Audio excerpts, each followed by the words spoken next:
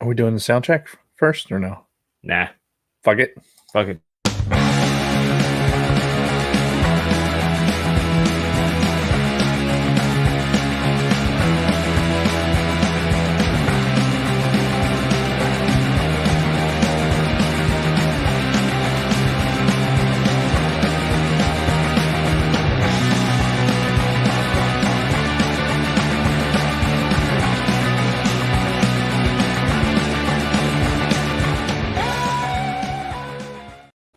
From a Gen X point of view is brought to you today by Podbelly.com.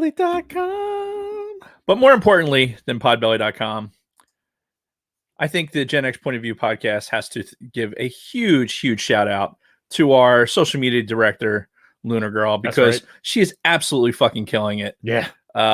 She's got our follower numbers up. She's on there posting constantly. She had a lot of good content for the Valentine's Day thing, which I wouldn't even thought of putting anything out there like that. So, yeah. Lunar Girl, this one's for you. Yes. You've been killing it, and we appreciate it so much. That brought to you today by Lunar Girl. Excellent, thank you, Lunar Girl. And President's Day, apparently. Yeah, which it's like, okay, sure, free day off. I know. Check. I don't give a shit. We don't have enough days off anyway. Right. Like, honestly, the weekends are too short. So, yeah. So thank you, United States, for having presidents and making that a day. I think, isn't this actually the combination? Because I remember back in the day, when we were in elementary school, you had Washington's birthday and Lincoln's birthday, and we had a day off for both. Yep, two different days off, which is, again, as a Gen Xer, that's one of the things that has been lost on the current generation is the fact that there were, in fact, separate holidays. Yeah, but some knucklehead decided, well, why don't we just combine them into one day? And it's like, no, give us that extra day off in the shortest month of the year, too. It's like, come on, make it half. Give us half of February, because let's face it, the weather fucking sucks. Oh, yeah. Right? It's this overcast, 30-degree, rainy, freezing bullshit. Mm-hmm. So, yeah, let's shorten this as much as we possibly can. Yeah, and can we talk about this weird weather that's going on right now? Like, fuck. Last year we didn't get any snow at all. And then this year we've been getting hammered. Then we got that ice storm a couple of nights ago, which like literally covered at least our area of New Jersey in just like a solid sheet of ice. So when you wake up the next morning, like everything is coated. It's fucking super dangerous out. Yeah, and our area, like we were kind of talking about it before the show. Our area is slated to be rain, but apparently, like north of us, and Lunar Girl had talked about it in the chat. Yeah. Apparently, they're expecting like a half-inch of ice, which is fucking crazy. That's like, okay, you're not doing a goddamn thing if there's a half-inch ice out there. You're like, all right.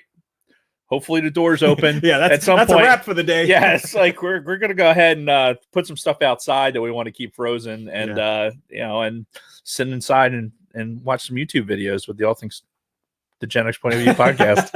How did that slip out? I have no idea. But yeah, it's been fucking crazy. Just, I think in New Jersey now we're kind of like a 2 on 1 off type of thing, where it's like 2 years of mild winters and then one where we kind of get hammered like this. And it honestly, hammered is probably a relative word. I feel like for us, yes. Yeah. Like it's not as bad as it is up north and all that. But. Well, I'm looking at our Facebook timelines, right? Because if Facebook's good for anything, it's good for like seeing shit as it happened like in the 6 past. years ago today. Exactly. And you look at that and see like, oh, here's like 8 inches of snow, 6 inches of snow. Like I feel like we could have gotten more snow out of some of these rain events, because let's face it, the absolute worst weather on the planet is overcast, raining, 35, 36 degrees. Yeah, just a nut hair above freezing. Yeah, fuck you. You don't like the water when you're out there in the rain, like when it hits your face, it hurts. Like when you're going outside and the fucking air hurts. Yeah. You should not, it should not be a thing. Cold, you're like frozen down to your core. Dude, what about fucking Texas right now? I know, like San Antonio, they're getting snow, and it's could you imagine? Like, so we were both in basic during the winter. Yeah, I was there in February. Yeah, and I was there the next year in like January, February. And it was we had one ice storm while I was there, and it shut everything down. And the worst part of that was the fucking TI stayed in the bunk with you. It's like usually they wouldn't stay overnight, you know, to be something else going on or whatever. Mhm. But that motherfucker was in like basically in our shit 4 days fucking straight because they couldn't, like, nobody could leave. It was everything stops. And you know, friends that have moved, you know, retired, moved down to Texas, you know, to get away from all this shit. Yeah, one dude had posted how he when he left New Jersey, he gave away all his fucking snow shit. Then he shows a picture of his fucking yard, and there's like 2 inches of snow out there. So it's fucking crazy right now. Yeah. Yeah, where's that fucking global warming? Can we hurry that process up, please? Jesus Christ! Those. I would like to have a legitimate sciencey type fucking conversation about global warming. Sure. At some point on the show. Don't get me wrong, I'm no global warming denier or anything like that. I just like making jokes about it, especially during this time of year. But speaking of science, we got a big fucking event happening. This week. Yes. Huge fucking event. We talked about this months ago. Yep. Perseverance scheduled to land on Mars this Thursday. MARS. Mars, bitches. That's where we are going. Mars, Red Rocks. Yeah. Fucking 15:55 Eastern is what they're saying. Right. So that's how I have it in my phone. I'm hoping that, on Thursday we're supposed to get snow. Oh, really? So I may take advantage of that and just telework. That way I know that I'll be home to be able to fucking have my best opportunity to live stream the landing.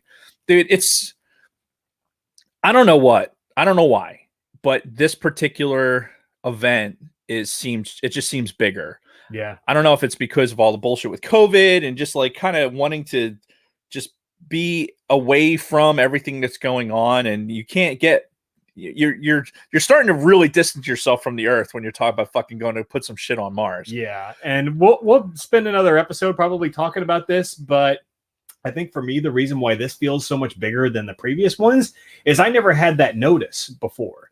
Like, I remember when they landed the first 2 rovers on Mars, it was an after the fact thing that I found out. They're like, yeah, so the 2 rovers landed on Mars. I'm like, what? We just landed 2 vehicles on fucking Mars? Right. And, they're showing the animations of how it happened and everything. I'm like, well, what the fuck? Yeah, now you're going to have, we have the benefit of the coverage now is 24/7. I mean, you can go to NASA anytime you go to NASA's YouTube channel and you can look and get a live stream. And sometimes it's just the International Space Station looking at the Earth. Yeah. So it's unprecedented the amount of coverage that we can have with this. And the vehicle itself is going to have cameras on it that we would have never had gotten access to see the actual landing before. Yeah, which I'm looking forward to that. Yeah.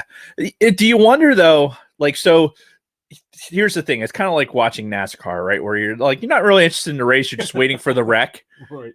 Me personally, I want the science on this to really work. I want to see the fucking drone fly. I want all this other stuff. But you wonder if previous landings, they didn't televise or anything like that, because if the fucking thing did crash, then NASA wouldn't look bad. It's like, okay, we just spent $1 billion to fucking do this, and then we crashed and burned. So we're just not going to tell anybody about it. We're just going to go ahead and let that go and launch again later.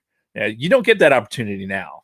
We're getting to watch SpaceX, crash their rockets in their testing phases, and we're getting to see aspects of space travel that we never had access to before, because it was either some sort of clandestine operation with something attached to ICBMs or other type of rocket technology. But now everything we get to see the entire progression for us getting into space, and it's fucking fantastic. Yeah, which I kind of wonder if that's the way it was back during the Apollo program.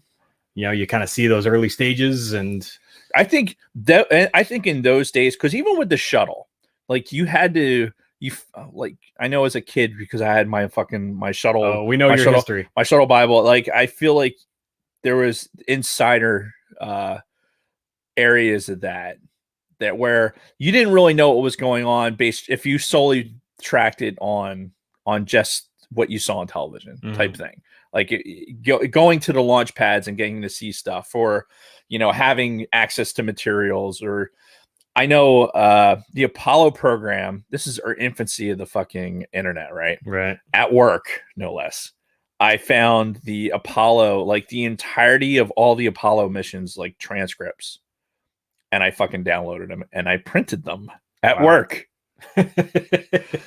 because at the time, I mean, it wasn't, They didn't say you couldn't do that. They said that I had access to this particular site, Mhm. and I fucking downloaded all the Apollo shit. And like, well, we didn't have a way to fucking get the files. Like, it wouldn't hold on a floppy disk. I'm like, well, I want to read this. Yeah. So I basically printed all the comm traffic on all the Apollo missions. Damn. And read it. Oh, that's awesome. So thank you, Internet. Well, and we will talk a lot more about this next week, I would Mhm. imagine. Depending on how much information we get, we may do an entire episode. It's a shame. Perseverance. It's a shame the time of day, because I would love to live stream something like this. God, that would be amazing. It would be great, but unfortunately, it's during work hours, and we're not going to have that opportunity. But yeah, thanks NASA. yeah, what the fuck, man? Couldn't you have just rotated the orbital mechanics by fucking a couple hours? Yeah, would have been fine. Yeah, 1 hour would have been fine. What the fuck? Anyway, all right. So yeah, stand by next week. But what are we talking about this week? We kind of glossed over this week's topic. This week we are talking about Silence of the Lambs. Yes, it is the 30th anniversary of Silence of the Lambs. No, it's 30 it is, but 30th anniversary. Which I remember everything from when that movie came out. That's really I remember the commercials. I remember the hype. I remember watching it for the first time, which we'll get into. Yeah, but it does not feel like 30 fucking years ago. It doesn't. But I mean, you could say that about 1991 in general, because I remember like so much happening in my life in 91. Yeah. Like, it was a big year for me and my family. And yeah, I can't fucking believe it was 30 years. Yeah. Sophomore year of high school. Yeah. That was my transition from middle school to high school, because fall of 91 was my freshman year of high school. But in the interim, we bought a new house. Like, we had been living in the same house for a good, God, I want to say 10 years. And then we bought a new house that summer and we moved that summer, wow, which was huge. So like, I started high school at a brand new house, which was actually within walking distance of the fucking high school. So it was beautiful. But so I remember everything from fucking 91. And to think that was 30 fucking years ago. Yeah, that fucking kills me. I didn't have there's a lot of positive stuff that you talked about there that I didn't necessarily have the benefit of. So yeah, but yeah, Silence of the Lambs 30 years ago, and we're going to talk about it more for sure. Mm-hmm. But just looking back on it, a young Jodie Foster and how perfect she was for that particular role. Oh, especially being somebody who's surrounded by bunch of fucking chauvinists, like all trying to get at her one way or another. So I think they cast appropriately. Yep, and we'll definitely dive deep into all those themes as we go along. But as we always do, we're going to talk about our weeks first. We'll start with me, as we always do. So I was supposed to get my second COVID vaccine last Sunday. Right. We had talked about it, but snow, delays, everything else. So I got it last Monday. So when we recorded last week, I was talking about, having some pain in my arm, but really wasn't feeling any symptoms yet. Within a half hour of you leaving, I'm like, ooh, I don't feel great all of a sudden. Right. And woke up the next morning feeling like fucking death, splitting fucking headache.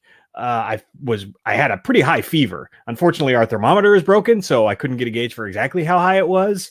The whole body aches all over again, the fucking chronic fatigue, all of that shit. So it was, again, like I had COVID, and it was worse than the first fucking vaccine. So again, this is the Moderna, for anybody who's curious. I've heard that one of the reasons why people are getting a higher reaction to the Moderna is they're injecting you with more of the shit, whereas the Pfizer is a lower dosage. So that's something to keep in mind if you actually have an option. Like, I didn't have an option. They're just like, this is the one we have, so this is what you're getting. Right. But I am now fully vaccinated for COVID. Yep.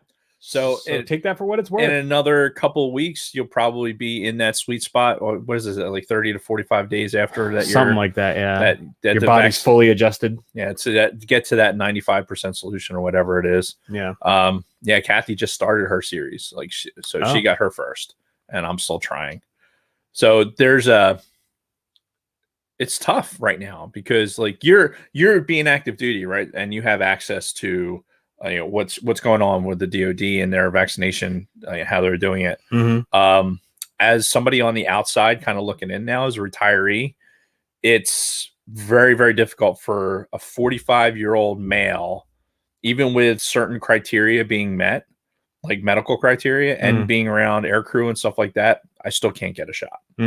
So I'm actually going to try this week, because on the base, I guess at the end of the day, if they have extra dosages, they'll let people come in and get them. All right. So it's kind of like,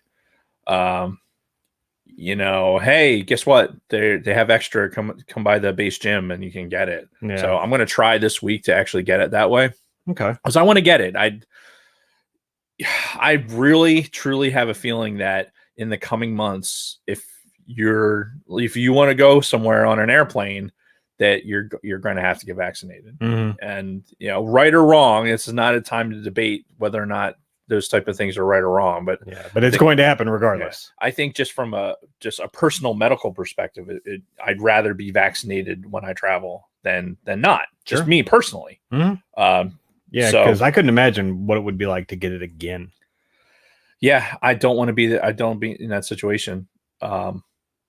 Either way, and the beauty of, I know when we texted, a bunch of us messaged Jason after he got the second shot, and we were like, hey, how you feeling? And then after some delay, it was like, like death. Like he was saying. My exact words. Yeah. And then 36 hours later, he was at work and he's like, 100% better. So Kristen has started this new thing where she's trying to distract me during the show because she has to work now. Right. So since she can't come in here and give us strange containers of ice, right, she sends me memes through text messages when she knows we're recording. I can't even say that one on the air, but I'm like, Jesus Christ. That's good. She's got a dark sense of humor. I'll just say that. Anyway, so yes, COVID vaccine is done. Hopefully Dave can get his soon. The other big thing that I've been talking about for a couple weeks now that I was supposed to get last week that got delayed was my waxing. That's right. And I got it done yesterday. Okay. So yesterday, Sunday morning, showed up at the wax place. They would not let Kristen in. She wanted to go in. She had her phone fully charged. She was ready to take video. God damn it. And they're like, no, because of COVID, we only let one person in the room, blah, blah, blah, blah. So she was pretty disappointed. Yeah, we're all disappointed. But apparently it's right next to this Mediterranean place, this new Mediterranean place that we'd never heard of. And she had a hummus bowl, is what they call it. And she said it was the best food she's ever eaten in her life. So wow. Okay. That's something I'll have to check out whenever I'm not on my special diet. But anyway, so for the waxing, to reiterate, I had my arms done and then my chest, stomach, and back. It wasn't bad. Really? Yeah. Like the only part that really hurt was right in the center of the chest. Okay. And she warned me too. She's like, okay, so this is the part that's probably going to hurt. So she's like, all right, I want you to just take a deep breath and just hold it and be ready. And then she did. I'm like, yeah, that fucking hurt. But the rest of it wasn't the worst. Now, the only problem is the aftermath. Because I was not expecting my skin to get so like irritated from that. So I kind of, it looked like I had broken out in hives everywhere that I had gotten the waxing done. Right. So, and like my chest is still like that. My arms are starting to normalize a little bit and I can't see my back, but Kristen said that it's fine. But yeah, like my chest, especially, like skin's really irritated now. It's like all. Do they recommend putting like any? Oh yeah. They sold me some of this goopy shit that I'm supposed to put on once a day, and then they said put normal lotion on once that dries, and I've been doing that. Okay. So I'm not gonna lie, like I half expected to walk in and you have this gleam, this like Mr. Clean gleam to you from the post waxing. Yeah. Or at least you'd walk a little bit funny because I honestly forgot how far you're going to go with this, and get your asshole fucking waxed or not. No, I haven't done that yet. That maybe next time. Maybe next time. Yeah. Just to test your pain threshold. Right. Just see what happens. Well, no, actually, funny sidebar. I actually asked her. First of all, she was very talkative and quite attractive, quite frankly. She's probably some like 24-year-old girl. Her name was what was her name? Erica. Okay. So I wanted to remember her name because I'm gonna ask for her next time. But yeah, because you want to associate things like that with a pleasant name. I got it. Yeah. So anyway, I asked her, Like, do dudes come in here? Because I know women go in there and get their nether regions done. Right. I'm like, do dudes come in here and ever get that done? Like, I'm not going to do that for myself at all. Right. But I'm just curious. We're just having conversation. And she's like, no, we're actually not allowed to. She said, New Jersey does not allow men to get waxed down under at these places. I'm like, that's interesting. So, but women are. yeah. Huh. Yeah, I don't know. I don't Weird. know why. It sounds sexist to me, quite frankly. Yeah. There So- should be. You know what? Never mind. I don't even go. Don't even do that. That's. Well, I mean, I get it. Like, kind of, but not really. Yeah, that's weird. I That don't the know. state of New Jersey would, like, I don't know. It's probably some prude law from somewhere. Maybe, People but exposing themselves. I don't know. but again, a woman can go in there and just all right, wax away. You know. Double standard, Yeah. but whatever. Yeah. But again, not that I was going to do it, but But you could get your asshole waxed if you wanted to. well, I would imagine that counts as, the genital area. Does it? Yeah. Hmm. Now, I wonder if I could get my ass cheeks waxed. I don't have a lot of hair on my ass cheeks. I was gonna say, what the fuck? But, Like, what level of fucking evolution where you would have hairy ass cheeks? Like, is that a real thing? I think so. God, I'm relatively hairless comparatively. Yeah. Like, I can't even get this fucking part of my beard to grow in, let alone fucking have hair anywhere else of consequence. Yeah. But overall, waxing, not that bad. Just, I don't like how it kind of irritated my skin. And if this lasts another day or two, I don't think I'm going to get it done again. Okay, But it was nice to try once. sure. So You're still crazy. You're a crazy man. I am. That's But that's okay. Yeah. I'm glad you can go through these things so that I know that I will never have to. fair enough. So yeah, that's pretty much the only thing I did this week, and then just work and fucking gym as usual. I'm catching up in the chat. That's fine. Have you seen some of the things that are in here? Oh no, I haven't been paying attention at all. Yeah, we have a hashtag Save All Things Star Wars. We'll talk about that probably post show. Yeah, well, we're not going to reference that this episode. Yeah. And say hi to Scott. Scott dropped in from the Used and Abused podcast, and the Escape Pod. I think Don Solsky's is on. So hello to everyone in the chat. Yes. And if you, before we get along too much further, if you're listening to us on your favorite podcast venue, thank you. Leave us some sort of review. Mhm. And if you're watching us on YouTube right now, so here's a fucking thing. Sidebar. Here's this fucking thing where I'm watching YouTube now more than ever, right? Right. And Are we like because of the pandemic or Yeah. just in general? we could segue this into my week if you're done with your week. I am done with my before I week. have enough tangents. Yeah. As I hijack your week yet again. It's what you do. It's your thing. So fucking I'm into zombies, right? For Call of Duty. And I think I talked about it last week. There's a new zombie map and blah, blah, blah, right? So I'm watching these guys do these fucking speed runs, break world records. It's fucking crazy. Crazy. But there's 15. I watched this dude live stream his fucking run yesterday, right? 15,000 people watching Jesus. with only 2,000 fucking thumbs up, 2,000 likes. Right. Like there's 15,000 motherfuckers watching. And just by the rule of averages, you would think that if 15,000 people out of that, maybe only 10,000 people enjoyed what they were watching, that you'd have at least 10,000 fucking likes. No.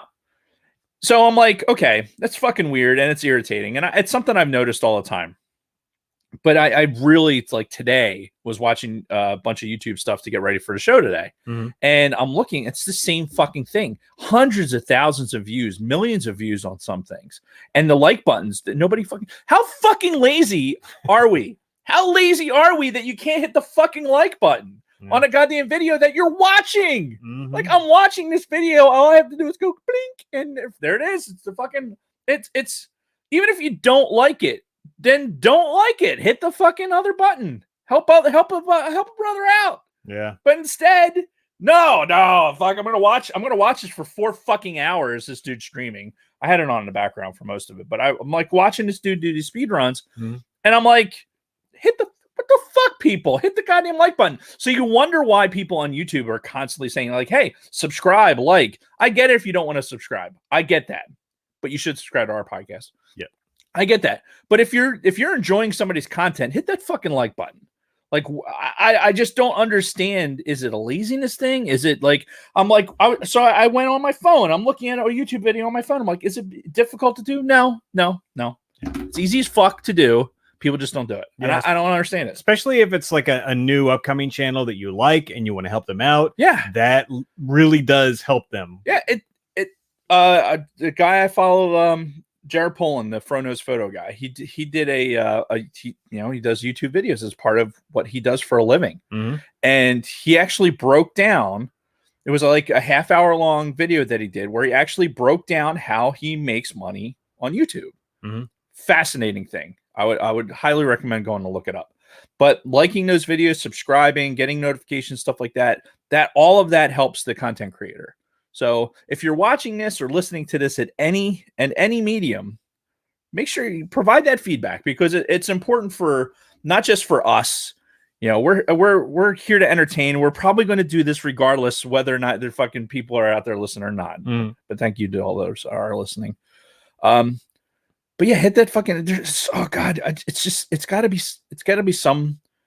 Like, I'm trying to figure out the human machine input to fucking realize why this isn't happening for people, because I feel like if I can figure out why this is happening, why this particular thing happens, that I'd be a fucking millionaire. Because if I could figure out how to make that human machine interface fucking better so that people could hit the like button easier, then I'd be a fucking millionaire. Indeed. Although somebody else is probably already working on it, motherfuckers. You would think. People smarter than me.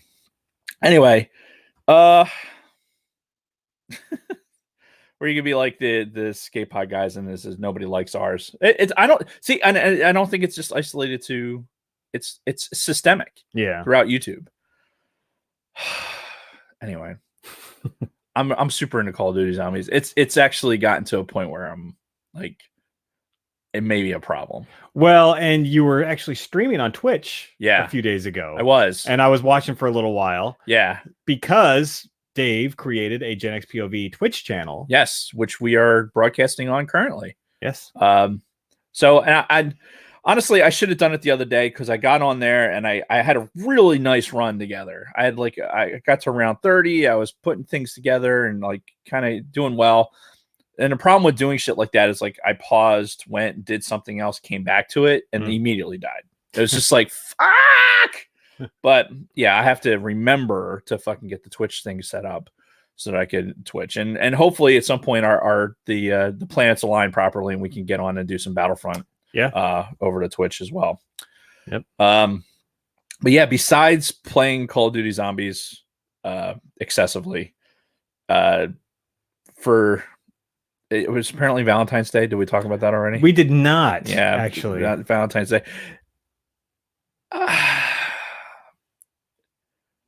I didn't do anything. Like no. we didn't do anything. It was like I don't know. It was really weird, and I kind of, I won't say I got away with it this year, because I did, like the day before I installed a new vanity, had to replace some plumbing. You know, I've been doing a bunch of stuff, like kind of checking off things on the to-do list, which I think Kathy appreciated more than anything I was going to do on Valentine's Day anyway. Mm-hmm. So I really didn't like, and plus, listen, it's not, I would have loved to have made a dinner reservation or done something like that, especially because it's kind of the perfect storm, right? Valentine's Day, right before the fucking holiday. Like you can do overnight shit like that. Yeah. Not with COVID. Like neither of us are comfortable yet with going to like enjoying ourselves at a restaurant. Like you kind of go into it and you're kind of like, everything still seems just, it's not us, like my little fucking circle. Right. We're not ready to venture out to do shit like that yet. We're just not comfortable with it.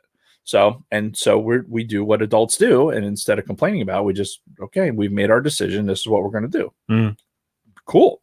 At some point we'll be there. It just not yet. So I think we'll play catch up with a lot of holidays doing that. But yeah, I did some fucking installed this vanity and actually went pretty well considering how much I hate plumbing. Mm-hmm. But I had to replace a trap and do some other stuff and came out great. Good. So got that done. And I think I alluded to it last week because I was driving Kathy's car.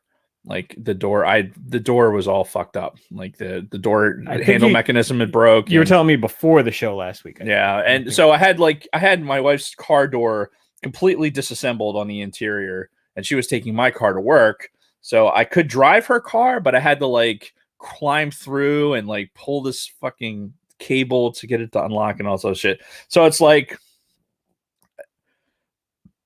I got it fixed, right? The fuck is that? A helicopter? Jesus. A dumb helicopter at that. That's a stink bug. Yeah. I hate working on cars. At this point in my life, working on a car is just there's nothing comfortable about it. Like I'm working on a car door. I don't have a lift, so I'm on my knees working in a space that has holes like this. Right? So you picture a car door, right? Here's your car door. And here's the window that goes up and down, right? So the window is up. There's these openings that are about like yay, right? So you would think, well, everything would be accessible. No. The mechanism I need to get to is just behind the bottom of the fucking window where the window mechanism is. So I can't roll it up or down. So you have to completely take it apart? Which I didn't do. Like I did a workaround to not have to remove the window because getting a window in and out is such a huge pain in the ass. So, but the sight windows to get to where some of the things are, you're talking about something that's about the size of a pencil, right? So I have to get a bit like these goofy ass fucking Torx bits, get them into this fucking area. They're just slightly longer than a goddamn screwdriver handle. So I have to like make this contraption to make this fucking work, get this thing in there. And I'm using my fucking cell phone camera as the guide. So I'm holding the camera to look to see what the fuck is going on and then guiding the tool in there to be able to get this shit out. What a giant pain in my fucking nuts. So I go on Amazon, right? And I'm like, okay, I got the thing apart. To a point where I need the part. For $20, I get the part on Amazon, right? I put the thing in. It's the day it was like 25 degrees. It had just snowed. Like, so it was cold as fuck, but I had to get this done, right? I wanted my car back. And it just had to get done. So when the part came in, right? We had to get a new dryer. Did I tell you the dryer fucking took a shit too? Yeah. So we finally get a new dryer. Like all this shit's happening at once. I put this part in, go through all this fucking ass pain of getting this part in. There's the door handle. There's like a tolerance like this much that it's not sitting. And I did everything I could do. Like I made all the adjustments. Everything's in there proper. And the fucking door handle just opens just a smidge, just like this. Fucking infuriating. Because I'm like, hey, I spent $20, right? I spent $20 on this part from Amazon that was made in China. Like, it's not an OEM part, right? I get it, but fuck me, go through all that goddamn work up to my like I'm working inside the fucking womb, like operating on something, holding the fucking camera, going through all this bullshit, finally get the fucking thing in, and it's just off by this much. Infuriating. I swear to God, I never want to work on another car. And there's a great philosophy out there that time is money. Yeah. And to me, I'd rather just fucking pay somebody to do that instead of spending all that goddamn time working on something. I thoroughly agree with you. However, like this particular thing, the part cost me $20. But how much time did you spend fucking around in it? It ended up being you think about it, it was a couple of days. It was spread out over a couple of days. Yeah. And it was several hours. I mean, I think I went out there, started at 11. I think I was finished by like 2:30, like something like that. Yeah. So I was out there working on it for a while, getting cold soaked. Yeah, in this fucking weather. Yeah, but at the end of the day, taking it to a shop, having them fucking put in a $20 part and charging us $300 for it because they would have fucking taken the window out. They would have got their labor out of it. Oh yeah. And for some things, I'm with that. I know I have the ability to do some of these things, and I'm really, really trying to get away from actually doing them because, like you said, it's opportunity cost, right? It's like how much. If I go, I still refuse to have somebody do brakes on a car. Like, I can do fucking brakes. I have it down to a science, but it's a pain in the ass. Yeah. And pain in my knees. My knees still are fucking are fucked. And again, to me, my time is more valuable than the money in my bank account. Yeah. Quite frankly. Yeah. That stink bug is on your hat, by the way. Is it really? Yeah. It's crawling around the American flag. Let's see if the YouTube audience can see it. Yeah. Oh yeah, you can see him. That's really funny. He's about to come to the underside. He's about to start walking towards your eyes. So, all right, hang on. This motherfucker's going out to freeze to death. That's what you get, motherfucker. Sweet. This has been another episode of Dave and Jason get a stink bug out of the studio. Tune in next time. All right. Anything else? No, I'm done. I'm good. Fucking working on cars sucks, especially in the winter. So I actually had one Valentine's Day thing I wanted to talk about, but I left it in the house. So we're going to take a break. Okay. As we do before our main topic. And I'm going to go get that. Okay. And then we're going to come back, talk about my Valentine's Day really, really quick. Just a couple seconds. Yeah. And then we'll go right into our main topic. Silence O' the Lambs. It'll be great. It's going to be great. All right. So we'll be right back after this word from our sponsors. Podbuilding.com. I'll be right back. But this episode is brought to you by Lunar Girl. Let's see. Let's go. Fuck. Chat. While we're in here. Yeah. Let's see. General Kenobi. Hello there. Yeah, 150th part 2. So we're gonna talk post show about what we're gonna do for the conclusion of the All Things Star Wars podcast. That'll be in a few weeks. It's just spoiler alert. It'll be in a few weeks. So for us as the content creators, right? Not everybody like. We have content creators in the chat, like with the Escape Pod using StreamYard. It's we're seeing basically what's going over 3 different streams, right? So we're going out over Facebook, YouTube, and the Twitch stream now.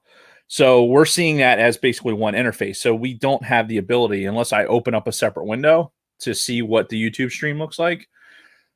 I don't have the ability to hit like for our own stuff. Like I usually go and after the fact and do it. But yeah, it's really fucking amazing to me. Like it's not isolated to just us.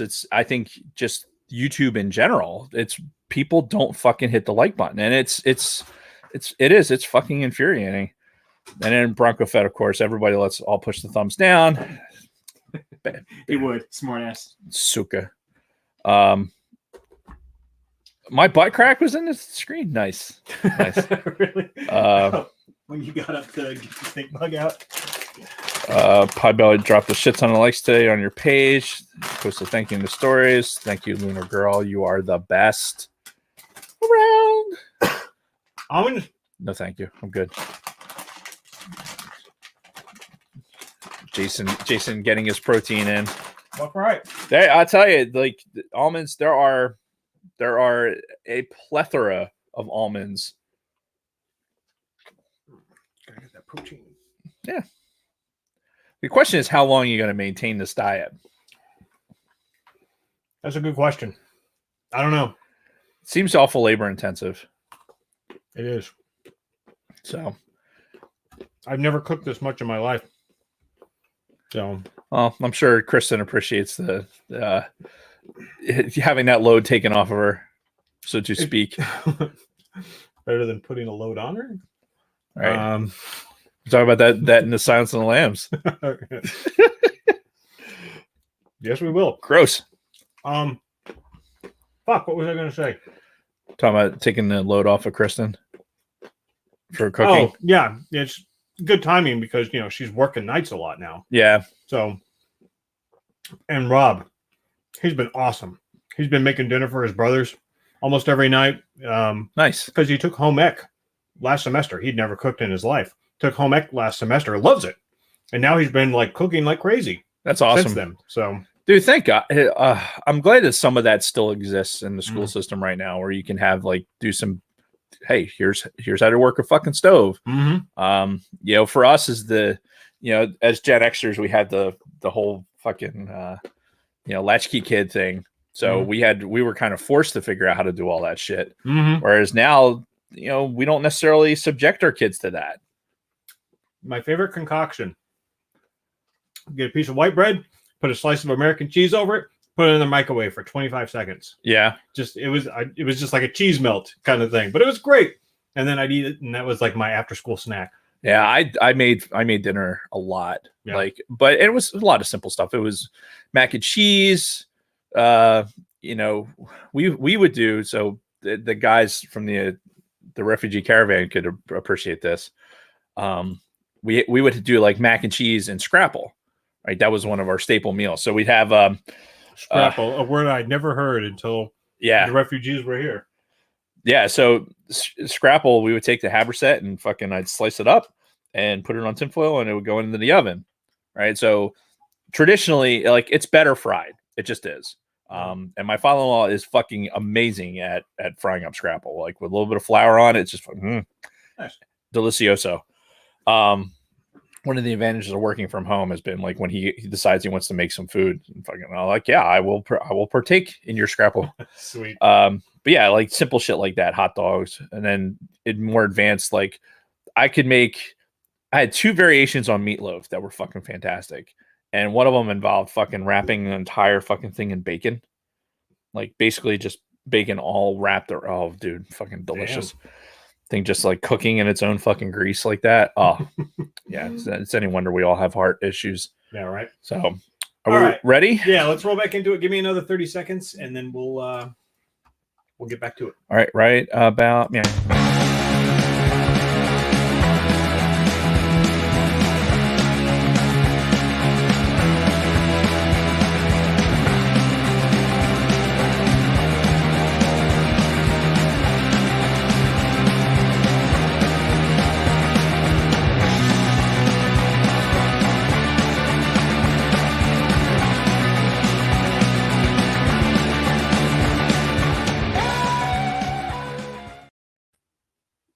And we're back. Oh, God. So you mentioned Valentine's Day. Yeah. And I actually forgot to put this in my notes. So I'm glad that we had a chance to do this because I've been on record over the course of the podcast that we've done about my disdain for this holiday. And I've always gotten shit for it, especially when I started talking about it on the podcast. Oh, yeah. I think Kristen didn't talk to me for a day after that. But was that Valentine's Day or Mother's Day? Oh, right. Well, I think they kind of go hand in hand. Right. It's the same bullshit. But in this new post-COVID Jason trying to be a better person era, right, I actually did something very nice for Valentine's Day for Kristen. I bought her a gift well over a month in advance. I actually put some thought into it. I, tried to be a good guy. Okay. Right? So, and I wanted to show you what I got for her, and I'll show the audience too, because I thought this was pretty fucking cool. A Facebook ad got me. I saw something as I was scrolling through Facebook ads, and I'm like, that's actually really fucking cool. Hit your mic. Anyway, really fucking cool Facebook ad. I'm like, all right, what's the worst that can happen? It could turn out and not be as cool as it is on the ad, but no, it actually was. So have you heard of these 3D art pictures that they're doing? Yeah. So I decided to order one. And it came out really fucking well.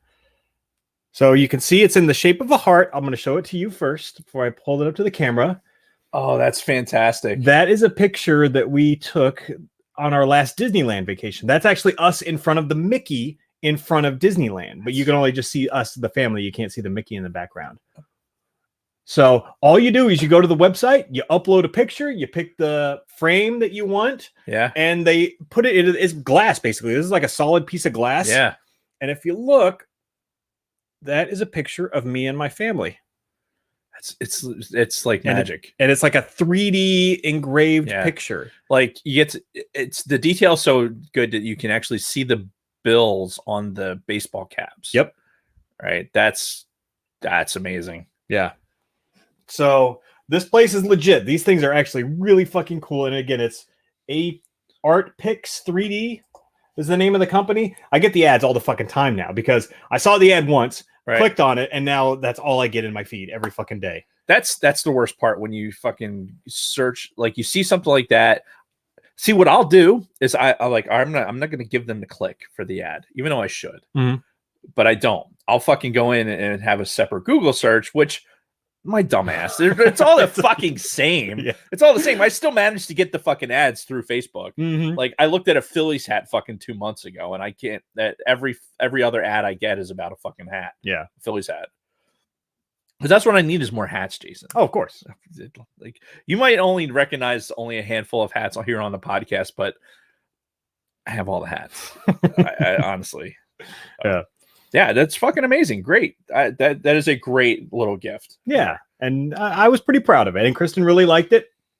And later on that night, we watched the most romantic movie you could possibly watch with your wife, Silence of the Lambs. Yeah, that's because that's what I would be thinking. Let's watch some fucking dude jack off and throw it on Jodie Foster's fucking face. Oh, amongst many other fucking just brutal images throughout the course of this movie. So we're going to get into it. Silence of the Lambs 30th anniversary. I've got a shitload of stuff in here, so feel free to chime in whenever. I'm just going to start going through this. Yeah. And we'll get to it. So the release date, we talked about this before, February 14th, 1991. So yesterday, Valentine's Day, was the official 30th anniversary Perfect of time. its release date. Perfect time for a movie like this. Yeah, and Kristen and I watched it together. That was our thing to do together last night. But it had a budget of $19 million. So a pretty decent budget for the time, 91. That's a fairly large amount of money. And it ended up grossing $273 million. So made its money back and then some. Yeah, it did just a little very, bit. very well. Yeah. It was by Orion Pictures, which I don't know. Did you rewatch it this time around? Like, did you get an opportunity to rewatch the movie? Because when Kristen and I saw that Orion logo again, it starts with the constellation. Yeah, and it goes yeah. into the Orion logo. We're like, wow, I haven't thought about those guys in a long fucking time. It was like when we talked about what was the last movie we did? Oh fuck. Help us out in the chat. What's the last movie that we did on the pod? But it was one of those things where you see the beginning imagery and it makes you immediately think of like, oh my god, how many movies that what the fuck? It was a Dimension movie. Dimension. Yeah, Films. Dimension Films. What the fuck movie did we do? I can't remember. Oh my god. That's another part about being a Gen Xer is you start to have this short-term memory loss. Yeah, that's we have really so much fucking annoying. data. The file cabinet's so full that what the fuck? Oh, that was weird. Yeah, what the fuck? What movie did we do, guys? Come on, help us out. All right, so while the chat's catching up, God damn it. So one of the reasons why we haven't seen Orion Pictures in a long time is because they were acquired by MGM back in 97, which 97. I was looking 97, which this movie was such a success. Dust Till Dawn. Yes. Thank you. Thanks, Tom. So yeah, after they released Silence of the Lambs, which was a huge success, both financially and accolades, which we're going to get into, it was like all duds after that for Orion Pictures. So it was like a whole stream of duds. They were already in financial trouble when they did Silence of the Lambs. Right. And they just kind of went under after that. Well, yeah, there was a whole thing. I was watching, I forget who did the video, but they were talking about how Gene Hackman, when he was originally going to be a part of this, and he was going to put up half of the money to make this movie. So it was going to be Orion Pictures, and Hackman was going to like star, direct, fucking be in the film. Yeah. Up until a certain point, which I think we're going to talk about a little bit. But yeah, fucking you're relying on one of the bigger actors at the time to fund half of the movie. That means you're probably in a little bit of dire straits. Yep, for sure. So yeah, and they did try to rebrand Orion back in like 2017, attach it to a few different projects, but I don't think I ever heard much about it after that. But anyway, it was directed by Jonathan Demme. who was known up to this point. He had done one other big movie. Married to the Mob, right? Well, Married to the Mob, and then one other movie before this. I don't even know. Yeah. But then he did Silence of the Lambs, and he made it big for a while. He did Philadelphia afterwards. Right. And then kind of fell off. He got apparently very political, did a lot of documentaries, got really heavily involved in politics. Which, you know what? After you do a movie like Philadelphia, I can see something like that happening because, you know, the AIDS epidemic at the time was this. Honestly, the movie Philadelphia was probably most of our introduction to what AIDS was. That could be a good show topic too. Just the whole AIDS thing during our life. Oh yeah, that sounds great. Let's see how much laughing we could do during an AIDS episode. I mean, we could make a lot of AIDS jokes. Don't get me Everyone wrong. has AIDS. We could go there. AIDS. I don't know if we would AIDS. turn off the rest of our audience, but That's a Team America reference, by yeah. the way. If you didn't pick up on that. But unfortunately, Jonathan Demme died back in 2017. Oh, So, He was getting up there in age, so it was esophageal cancer. AIDS. No, Not AIDS. Fuck Jesus cancer. Christ. Though that would have been morbidly ironic if he had died. It would have, But- honestly. So we talked about the accolades. Silence of the Lambs is one of only 3 movies that has ever won all 5 major categories at the Academy Awards that year. So Best Picture, Best Director, Best Actor, Best Actress, Best Screenplay. Silence of the Lambs fucking swept the Oscars. It was Right. like the next Oscars in 92. But yeah, fucking swept the Oscars that year. And honestly, like, so wait, I wanted to bring this up before we got too deep into it, but this movie, like, this movie doesn't fit into my normal movie thing. And I think a Right. lot of it, Well, you're on record as not liking horror movies. right. So, but the performances in this movie were so good. Mhm. It's almost, you almost couldn't ignore it for that fact. Like, it just appreciating how just how damn good the fucking Anthony Hopkins was alone, Yeah. let alone everyone else in this movie. So and we're going to get into all Yeah. 3 of the major performances in this too, but yeah, fucking incredible. And yeah, they won all of the awards. The only other movies that have done that was One Flew Over the Cuckoo's Nest, which, sidebar, I've never seen. And then another movie from like the fucking 30s or 60s or something that I'd never heard of. I don't know if I've ever seen One Flew Over the Cuckoo's Nest. like not in its entirety. Which, I mean, is funny because that was directed by Milos Forman, who I'm actually a big fan of some of his other work. He did Amadeus, which I loved. He did Man on the Moon, which I really loved. But yeah, I never saw One Flew Over the Cuckoo's Nest, so I might have to go back and check that out at some point. Yeah, maybe. Yeah, Jack Nicholson in his younger years, Yeah. being crazy as always. Oh yeah, and that's the thing. That's like yeah, Jack Nicholson, he's pretty amazing in his own right. Yeah. So it was based on a novel that came out in 1988 by the same name by author Thomas Harris, which, doing a little bit of research, apparently there is not a whole lot of differences between what they did in the movie and the novel. It's one of those few movies that's very, very true to the novel with a little bit of Hollywood here and there. But for the most part, Can we talk about how much I hate that? Not hate. Hate's a strong word, but Mhm. we've talked about especially with all the Star Wars stuff, right? The differences between some of the books and everything else. And yeah. I know for me, like, my association with Jodie Foster goes to Contact, and I think we talked about this before. Yeah. And that was an amazing book, which they did an okay job with the movie. Mhm. But it's sad to say that most of the time they don't get it right. Yeah. You know, where the movie, if you watch the movie in and of its own right, it probably would be okay, but the book would be far and away better. Like, you hear that all the time, like, oh, the book was so much better than the movie, because most of the time it is. Yeah. And I mean, to be fair, they have a lot more room to work in a Sure. novel. And they don't have to worry about budgets and timing, and all that. And one good example that I have is, did you ever see or read The Da Vinci Code? Yes. Fucking phenomenal book. Yeah. And the movie was like, Yeah, comparatively, look, I'm a Freemason, so of course the Da Vinci Code is, like, people make this association all the time, but the book was fantastic. Yeah. And whether it was historically accurate or not, there's Da Vinci Code is one of those books that really starts making you think outside of the box. Mhm. You know, what is, you know what, we could go on really far off track True, if we start true. talking about some shit like that. But yeah, at the end of the day, apparently Silence of the Lambs, because I haven't read the book, but it's one of those books that stays the movie that stays very, very true to the book. And it was a sequel to a novel written by Harris from 1991 or 1981 called Red Dragon. So we're going to kind of get into some of that other stuff later. And little trivia time.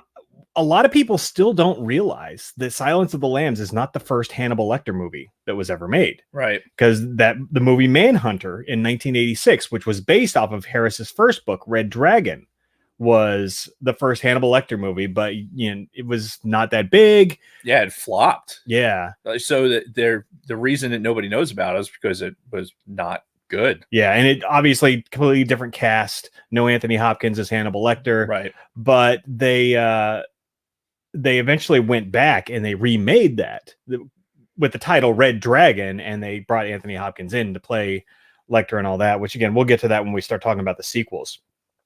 So this is the point where I kind of wanted to get into our history with the movie, like what we remember at the time and how we watched it back in the day. So I'll start as usual. Like I told you before, I remember all of the hype brewing around Silence of the Lambs. I remember the ad campaigns. I remember the trailers. And this was back in 91 when, you didn't have the fucking internet throwing ads in your face constantly. Right. And I still remember all of the hype going into Silence of the Lambs. Unfortunately, we weren't a big going out to the movies kind of family. Right. It was always wait for it to come out on home video, buy the fucking VHS, and then we have it forever. And that's what we did with Silence of the Lambs. I didn't check to see when it came out on video, but I would imagine it was probably that summer of 91. And I remember watching it that first time with my parents, and I think my siblings were there at the start, but they were a lot younger than me. In 91, I'd have been 15. So they'd have been like 8 and 10 kind of thing. But I remember sitting in my living room. This was in our new house, by the way, that new house that I told you we moved into over that summer, and watched Silence of the Lambs. And my strongest memory is my mom and her reactions to a lot of the stuff. The Hannibal line with I ate his liver with nice Chianti and some fava beans. And then he did I can remember my mom just like freaking out during that scene. I'm like, wow. So October of 91. Okay, when it came out on home video? VHS. Yep. Okay. So, but yeah, I can remember those strong reactions to that. And then we owned it forever, which honestly, I didn't watch it too many times back in the day. This is another great Gen X moment here too, is when your family owned a VHS, a lot of the times, especially when you're younger, you watch that VHS probably 100 times. Yeah. Over the course of your because it was fucking expensive. So if you're going to own it, then you better get your use out of it. Right. Because this was long before the internet, long before Netflix and all these fucking spoiled kids who have Netflix and Hulu and Disney Plus and all this other shit. Yeah. Like we didn't have that. It was like you have the fucking movies that you have, except maybe on Friday nights your parents might go rent a movie. Yeah. That would be like, hey, this is a big deal. We're going to go rent a movie that had just come out. I think we made references to it before when we talked about movies, but the local rental place was always like, it was a thing. Yeah. It was part of doing those family type things, or even just being able to see something that if you weren't a family that went to the movies, like I was in the same boat. My family didn't go to the movies, but because my sisters were so much younger, like I'm 7 years older than them. So going to see Silence of the Lambs in the movie theater was just not going. It wasn't. Yeah, that was a non-starter. At that point. That was not going to happen. Like straight from the jump. But yeah, the measure of like your VHS collection was like what LPs were probably in the 60s and 70s. Oh yeah. Right. Here's my record collection. Well, here's this VHS collection. And if you had anybody within the age range of, between 3 and 10, you had every fucking Disney movie ever came out on VHS in that fucking hard ass plastic fucking cases. Those are great. Yeah, you opened it up like a book. Yeah, it's like yeah, it had like a little seal to it. Sidebar, you know what? One of the VHSs that we owned that got regular play in my house that I've probably seen, I don't know, 50 times or more. I'm not gonna guess. Weekend at Bernie's. Really? Yeah, we owned that, and there was a summer where me and my brother just watched it like twice a day, every day really over funny. the course of a summer. Yeah, Spaceballs was that movie. Oh yeah, I remember those stories from Fucking you. Yeah. Spaceballs. Oh, so wearing out fucking VHS tapes, like, and I think it was a recorded copy too. I don't even think it was a legit copy. I think it was like off HBO or something. Yeah. So I see where I fucked up with my notes today. What's that? So I had accidentally put some stuff that I was going to put in my week under our history for the movie. So that's where my Valentine's notes went. Yeah, I think that's what made me think of it, honestly. Why I even brought it up, because I might have glanced at it. Yeah. And as far as Silence of the Lambs goes for me, I've watched it every once in a while over the preceding years. It was streaming at some point last year, and I watched it. I think it was on Amazon Prime. So I know I watched it once last year and then watched it again last night. So what did you watch it on last night? I'd rather not say. I heard fair enough. Due to legal reasons, but I will just say that we watched a 4K version of Silence of the Lambs on our TV in our house. Nice. So thank you, internet. Yes, thank you so much. But yeah, that's my history with the movie. How about you? So I don't remember, honestly. Like when we talked about doing the show, again, reverting back to the fact that this is not my genre. This is not the kind of movie I'm into. I'm somebody with a level of anxiety that doesn't do well and with these things. So I can't remember. It wouldn't have been something that we would have watched, as a family. Right. I probably saw this movie for the first time when I was on Alert. Oh wow. In the late 90s, early 2000. Yeah. When we had the old jet. Right. With the old Hard Alert. And I think somebody else was watching it, so I watched it there. It wasn't the first time I saw it though, because Silence of the Lambs is one of those movies that was so well known, and the acumen is so there's so much of it out there that like you don't have to have really seen the movie a lot of times to understand what's going on in Silence of the Lambs. Sure, yeah, right? Because the exposure is so out there. And I think I'd seen parts of it when I was younger, up until the part where fucking Buffalo Bill it starts really, really getting like kind of disturbing. Well, let's face it, it's disturbing the whole way. Yeah, but the it's shit a with slow build too. Yeah, when Buffalo Bill puts on the fucking the suit, and that I think that's where I probably shut off mentally.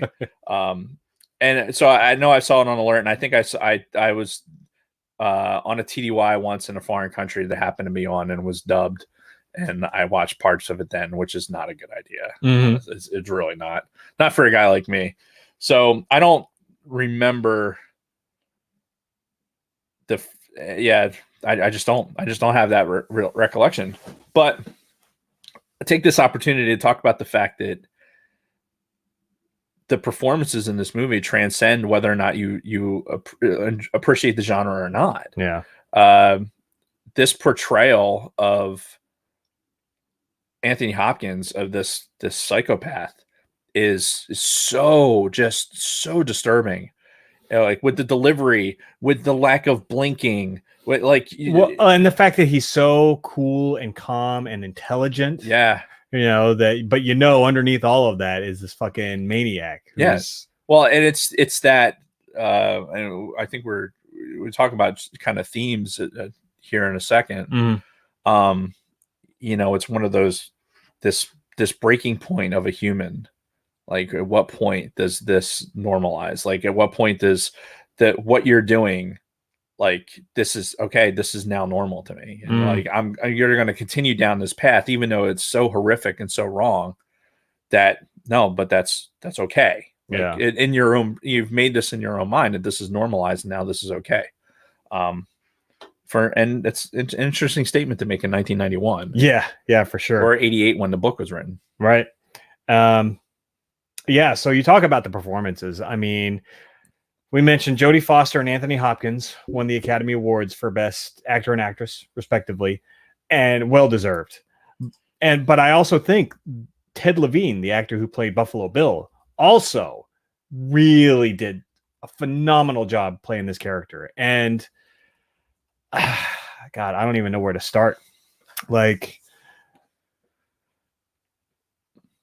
well, let's talk about there's some interesting stuff here with the casting, right? mm-hmm.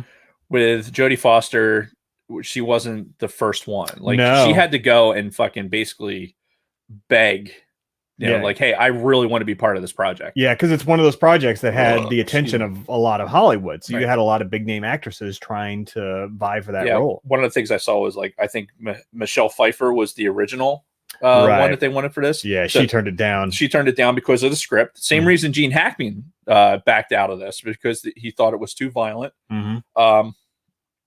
So you got Gene Hackman backs out of it. He didn't want to be a part of it because of the violence. Michelle Pfeiffer backs out. Apparently, they asked Meg Ryan if she wanted to do that part, and she turned it down. And which I think is for the best. Jodie Foster was the perfect person, like just her stature, like because she's like you almost wanted somebody that was going to be a little bit smaller, that seems a little bit weaker. Yes. Like you want that person in this role because there's a vulnerability there that they're trying to take advantage of. Right, which really, like, at least she's trying her hardest throughout the course of this movie to not be that weak, vulnerable character. Right. At least to put on a good exterior, because that's one of the big themes of the movie is, you know, this small woman working in this basic man's world at the time, to the point where the way that the film was shot, it's so many scenes of guys just like staring straight at her. Right. Right. And it's these camera angles because they're looking right at you, right at the camera the whole time, where whenever it's on her, she's almost never looking straight into the camera. She's kind of always looking off to the side, having a conversation with somebody, but you're always getting it from kind of her point of view. And so many scenes are these men just like staring at her. They're eye banging her like Yeah. most of the fucking movie on purpose. And Anthony Hopkins at one point, or Hannibal Lecter at one point, it tells her like, you feel this all the time. You have to, because it drives a part of who you are. Right. Like you're constantly being evaluated. And I couldn't imagine, because this is again 1991. Yeah. Long before the Me Too movement and all that shit. So the idea, like, a completely reasonable, like, telling of, especially in an organization like the FBI, which is so law enforcement in general is male dominated. Mhm. So to be a female trying to break into that role, you have to, you're going to run into all this, this outright chauvinism. Yeah. And he said it was the fucking 90s. This is the 80s going into the 90s. This was normal behavior. Yeah. Like this was expected behavior at this point. Yeah. Not to say it was right, but that's just the way it was. That's the way it was. So, and you know what? You could say a lot of these movies that we look at like 25, 30 years ago. And a good example of this is like Lethal Weapon, right? If you look at how the female characters are presented in Lethal Weapon, like you could probably analyze the fact that like just how women don't really have, like, the psychiatrist is constantly getting fucking bullied. It's all hookers and strippers and shit like that, you know, the other female characters, or the damsel in distresses. Yep. But that's another reason why this movie is so ahead of its time, because it's really trying to buck that. That's one of the messages of this movie is it's acknowledging that she's working in this male dominated environment and she's got these extra obstacles that she has to overcome, but she's doing it. She's putting on a good face, even though sometimes it's hard. Yeah. Sometimes it's really hard for her, but she does what she has to do. And obviously at the end of the day, she's the one who saved the day, caught the killer, saved the girl in the well. By being somebody who, instead of playing the damsel in distress, like, I immediately what you see with her interactions with Hannibal Lecter is like she's blunt, very blunt, frank. Like, and he even mentioned that too. Yeah, he's like, you're very frank or something. Yeah, it was like early on in their interaction when she's trying to get her to do the fucking survey census, whatever the fuck it was. Yeah. But yeah, so she's, by being this outward person, like, is the reason why he feels he can engage with her intellectually. Yeah. As opposed to somebody who's trying to fucking hide all the time. Right. And, Hide who they are. and that's the way that they set it up too, was, they tried to get him to cooperate before, and he's like, go fuck yourselves. So they decided to just kind of on a whim, let's try this cadet. Let's throw her in there. And I watched something today that said that the FBI Academy, there's actual scenes from the FBI Academy, like in Quantico, that they used, and the FBI kind of helped with some extras and stuff like that to add to some of the realism of it. Well, that's cool. Which is interesting. How would a cadet really be given this level of an assignment, for something this profile? I mean, the guy was in prison, I think they said, for 8 or 10 years. They tried. You've been in that box. Yeah, they had tried and tried and tried, and nothing was working. So fuck it, why not? Yeah, what else are you gonna do at this point? You've sent in all your experts. He's seen through all of it. Fuck it, send in the cadets. Yeah. For me, there was, as I was watching this, it was almost like a there was an issue with suspension of disbelief that it's a cadet from the academy, somebody who is not entirely credentialed, would be given an assignment like this without some sort of babysitting or something like that. Because, I mean, let's face it, in reality, there's rules of evidence that have to happen, with interviews and stuff like that. So you could very well get confessions out of people or something like that comes up and becomes inadmissible in court because the information wasn't gathered appropriately. Right. So that was all in my head as I was watching it now. Right. All this, the NCISs that were born basically from this particular genre of movie. I mean, I think without the success of Silence of the Lambs, I don't think you have NCIS fucking Las Vegas or whatever the fuck is out now. Well, and that kind of wraps back around. Fun fact, the guy who starred as the main character in Manhunter, he was the guy who eventually went on to do the first CSI. He was the main guy from the first CSI show. Of course. So but yeah, I have issues with those shows because of the suspension of disbelief that I just don't have. That's not reality. Well, but either way, I have issues with that. Jodie Foster, getting back to her and her performance, she fucking nailed it. You alluded to it before. She was truly the perfect choice. She had that small frame and everything else, but she had a good, tough exterior, was vulnerable when she needed to be, and the chemistry between her and Anthony Hopkins and all of those scenes. Which is amazing because, again, doing research for the show, she said she only saw him very rarely. The dude had I think somewhere 15-20 minutes of screen time. So Hannibal Lecter was only on the screen for, let's say, 20 minutes of this fucking movie, but every one of his scenes is so integral to what's going on, and he did that whole thing in an interview I was watching with Jodie Foster. I think it was for the 25th anniversary. She said he was only on set for a week. He did all of his scenes in 1 week. So all the other stuff she was shooting, he wasn't there. And because of what you were talking about with how they seemed to be talking directly to the camera, looking you in the eye, a lot of the times she was looking at a camera, not at Anthony Hopkins. And the voice, there. Yeah, the voice was coming from across the thing. So it's almost like the idea that these actors were able to put on these performances without, I mean, from a theatrical perspective, it's a lot easier for me to act to you than it is to act into the Ethereum. Right. But Jodie Foster had said, for her, she would rather act to the camera than act to a live theatrical audience, and that's why you got the right person for this, because she was able to play to the camera and display all this vulnerability when it was required. That just shows the talent of the actor. And then, Anthony Hopkins too, this portrayal of Hannibal Lecter, like you said, he only had 15 minutes of screen time or so, but it was so captivating every time he was on screen. I was even just watching it last night for a movie that I'd seen a handful of times. I knew exactly what was going to happen.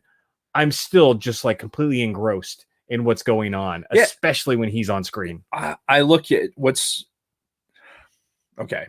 So this is going to turn into something that probably I shouldn't say. Oh God. So these shots, right? So I'm watching this on my screen, right?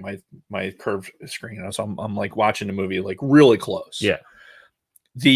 Because the actors are like looking straight into the camera, like you notice their eyes more than anything. Yeah. Right? Like Anthony Hopkins, like the lack of blinking and just like his facial expression and everything is like is so expressive for not having much other visual cues. Yeah. Like the blue eyes, like him and Jodie Foster both had like the same color blue eyes. Right. And you really notice it. And you're looking at, I'm willing to bet that the director would look at that and it's like, I want the eyes dilated to this point.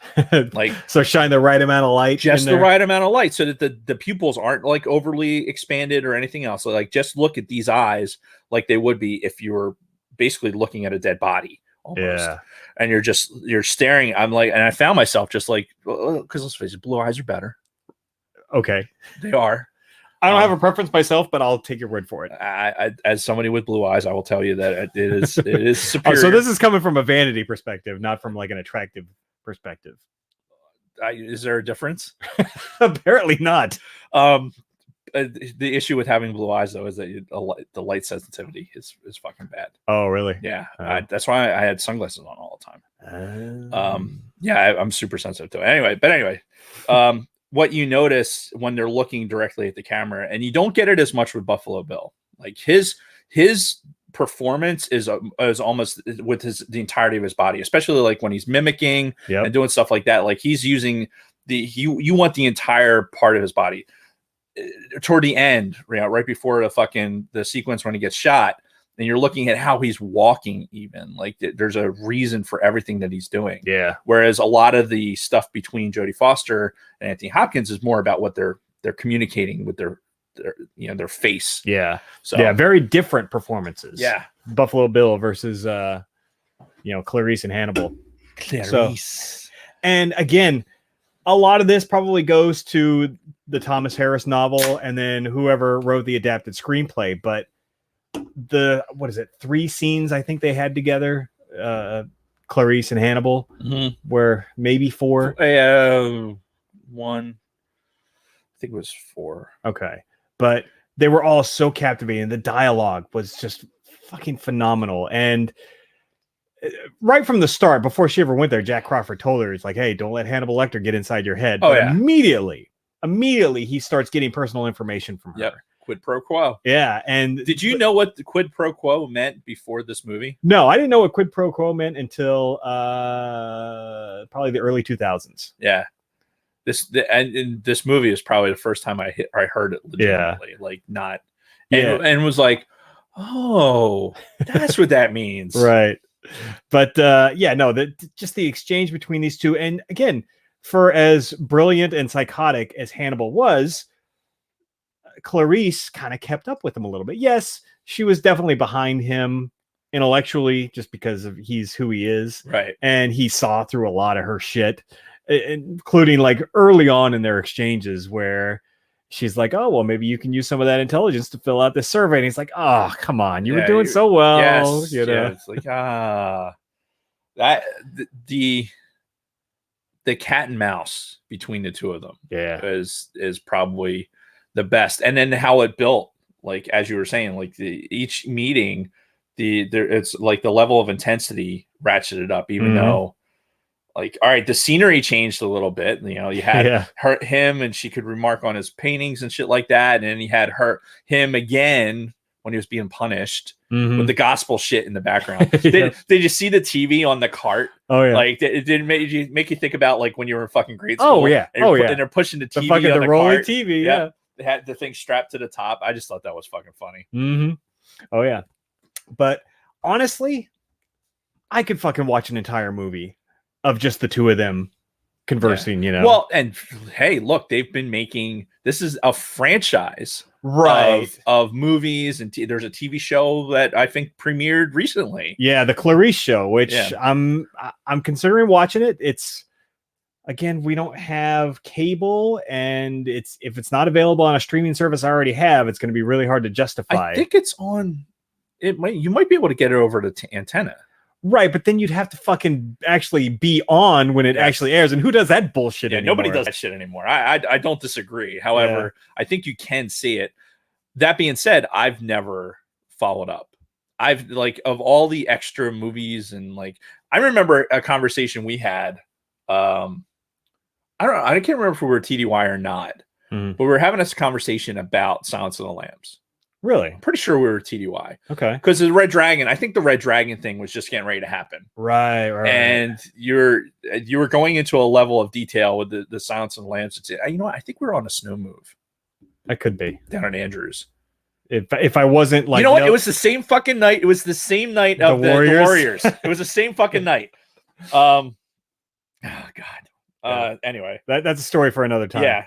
So, but you were getting into detail about the Red Dragon and like talking all this, there was this book and then this show and this thing, and I'm just sitting there going like, I had no fucking clue that all this extra shit was out there, and I probably didn't even know it was a book before the movie at that point because again, this is not my wheelhouse, not necessarily my genre. Yeah.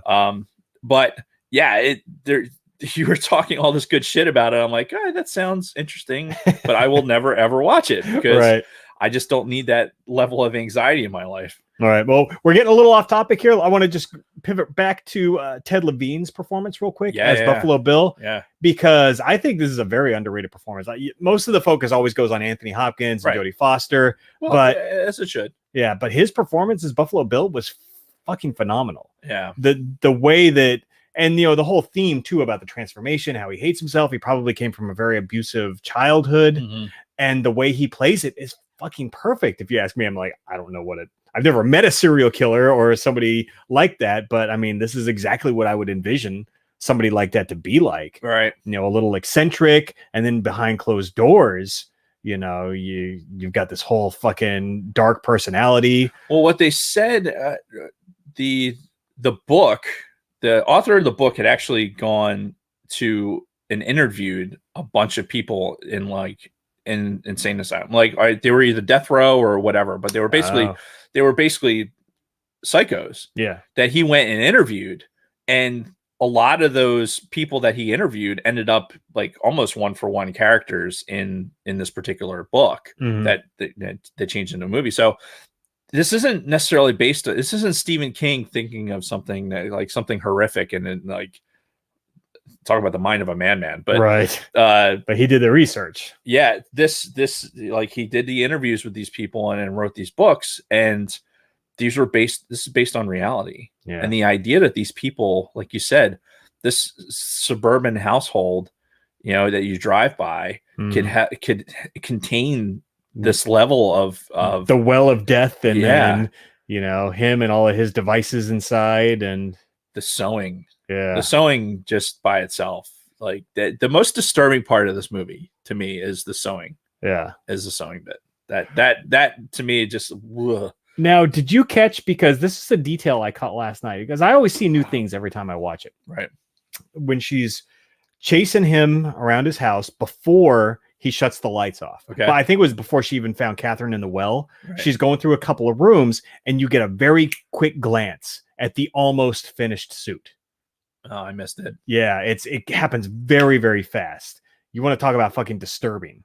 Yeah. Because when he does his little tuck dance, he's only wearing the headpiece that he sewed. He's not wearing the rest of the suit. Right. But because it's not finished yet, I guess. But it's there. And yeah, that's that to me is the hardest part of that movie. Yeah. Is the idea of going through that. And I mean, you talk about like picking the bodies, putting the lotion on. Like that's something that I picked up late too, right? The lotion bit. I don't know, for whatever reason, it took. It wasn't like I knew before this one, like this when I just recently watched it, but making the association of why it puts the lotion on. Are we talking about the quote itself or the reason why he was having them do it? Both. Okay. Like knowing the quote and knowing the quote for what it was are two Rubs different the things. lotion on its skin, or else it gets the hose again. Yeah, and then I realized, oh, if you're going to, you want the skin to be supple so that when you're sewing it and everything else, it's just like making that connection in my brain. I probably unwillingly wanted to do it, but then like all of a sudden, like, bing, and I'm like, oh god, that just not well, and not good. The fact too that he starves them a little bit to loosen the skin, and and Anthony Hopkins knowing that, right. And knowing to the point where he sniffs out Clarice and tells her what fucking moisturizer she's wearing. Did you notice that? Yep. The fucking just And one last thing on Ted Levine's performance, one of the most telling scenes I thought was that the lotion in the basket scene, to where like she wasn't doing it and like she just kept screaming she wanted her mom and all of that, screaming and back at her. Well, before that, you could see he was about to start like crying, know, because Hannibal even said it himself that the killing women is just incidental. Like that part just has to happen because he needs their skin. He doesn't do it because he hates women or he wants to murder women. Right. He just needs their skin, and just the killing them is incidental. Right. And you see that moment in his face very briefly. Yep. As she's screaming up at him, and she's like, "I just want to go home. I want my mom." Yeah, because he goes from that one persona, like that more effeminate persona, and you see him kind of, like you said, he has that emotion on his face, and then he goes into that where he's kind of like, now he's screaming back at her. Yeah, he's mocking her and everything else. So, yeah, no, great performance by Ted Levine. Very underrated. I can't say enough about it. Did you see Levine had to take a couple of tequila shots in order to do that dance scene? Yeah, I would imagine so. Like, imagine being in a room full of people and they're like, all right, we got to put this wig on you. Right. You're going to basically be naked. You'll have a little shawl over you. And then you're going to dance. And then you're going to tuck. And then you're going to walk back. And then you're going to. So let's talk about that particular thing for a minute. The tuck? The tuck. Okay. So. Goodbye, horses. The idea of this being like, this used to be a guy's secret, right? This used to be before Silence of the Lambs came out. This used to be something that guys could do without having anybody know but them. Right. Every guy knows that, like, at some point in your life, this is going to happen, right? Every guy does it. Like, if they said that they've never done it, they're lying to you. Yeah. But it was always, we had that. That was part of the secret. That was part of the guy's secret. This is probably the first and only time where now it's fucking for everybody to see. Yeah. Right. Listen, folks, this wasn't a new thing. No. Guys have performed the tuck move, and now, unfortunately, now you have the tuck move in front of a mirror with the dance. Now you're immediately going to associate it with this movie. Right. Shit, it's 30 years later. You're still going to do it. Which there was a great scene in Clerks 2 where they turned on the song. This was early on in the movie. Jay and Silent Bob are hanging outside of movies. They turn on the song Goodbye Horses. And Jay's like pulls out some chapstick and he's like, would you fuck me? I'd fuck me. And then there's another quick scene where I think Dante walks by and Jay's like completely naked and he's tucked. Yes, I remember that scene. Yeah, but it was all a parody of this. It was a guy's secret, and then leave it to Buffalo Bill to fucking make it now. Make it now everyone knows. Maybe decades from now, when this movie has gone by, maybe that goes back into being a state secret again. But could be. But I mean, now, well, let's talk about this, because there's another theme going on throughout this movie, and that's the whole transformation thing, right? That's Bill's big thing. That's Hannibal refers to it several times. The moth, representing the transformation, because oh, by the way, there's like a moth on the poster.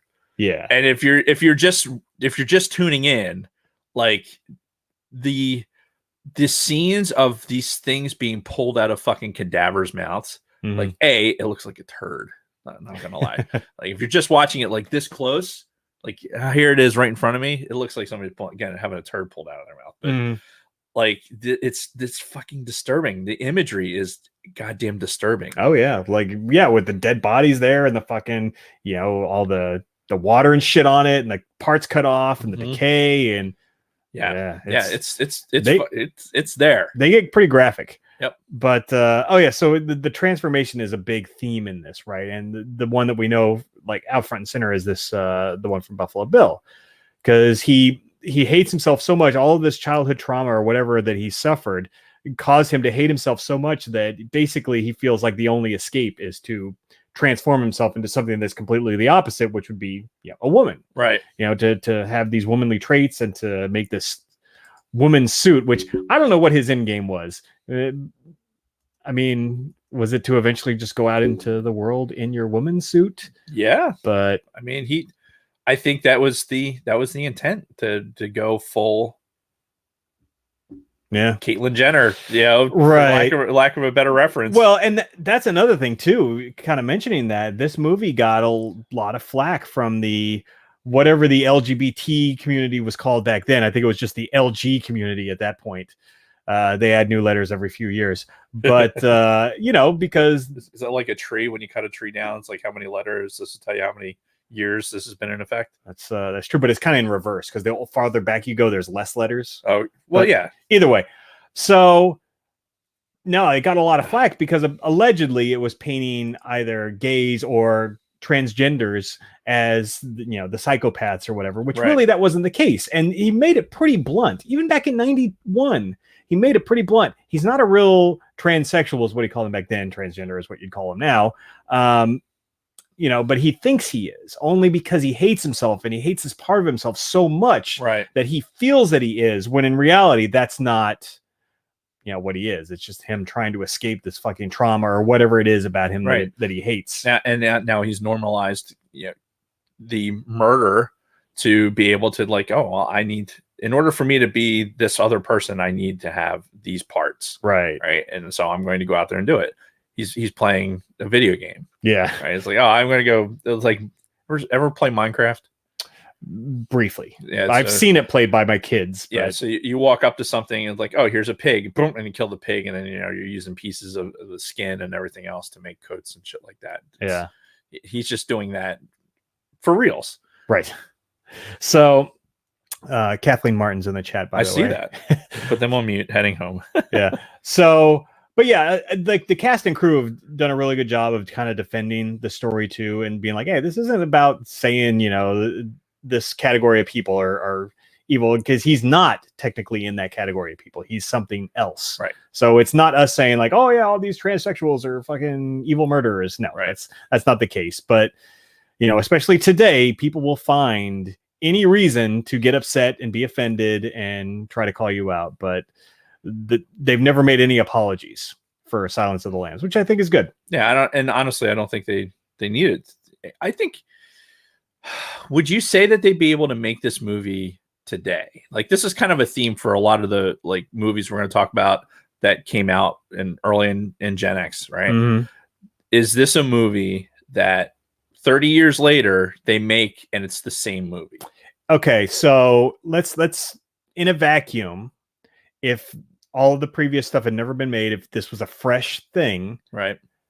No, I don't think they would. I think they would be afraid of the backlash from the alphabet community that, we're portraying this one particular person who just happens to have these tendencies as the murderer, and they wouldn't want to deal with the backlash. So honestly, I think they would. You think so? I think I think it'd still make it, because I think the movie itself does a really good job of making sure that that's not the case. And that's the thing. That's what I was saying before. Is cancer culture notwithstanding, but I think the fact of the matter is, there's a lot of these type of murder mystery shows and everything else. The idea of the psychopath is how they display that particular pathology. Yeah, is that a word? Is that the right word? Probably not. How they go about that. We see this on weekly television shows. So I think that this would just be broadcasting basically on the same thing, just in a more horrific level. And if anything else, they would probably, if they made it today, they would have to weigh a little bit heavier on because there was a single sentence from Hannibal. It was, he thinks he's a transsexual, but he's not, or whatever like that. Right.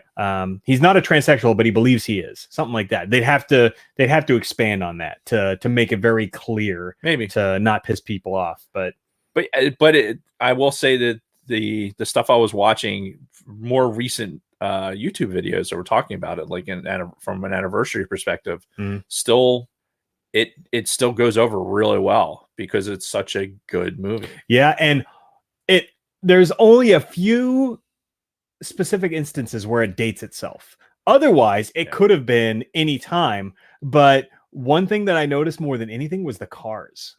The cars looked so old in this. The cars, it was filmed in Pittsburgh, right? Right. So, and yes, and that was get this older like city environment with these fucking. There was a Pinto. Did she drive a Pinto? I don't know if she was driving it or somebody else was. I remember seeing a Pinto. Like you're talking about like early 80s, late 70s, like cars, a lot of them. But even the newer cars look so old now. Like just the design, they just look from a different era, and they really are at this point. Even though when we were younger, those were the new things, and that was perfectly normal. But yeah, the cars really dated themselves. And there was a scene where he was trying to get a fax. He was trying to get a fax to that town where they found the one body. And I'm like, wow, that kind of dates it a little bit. You know what? They still use faxing.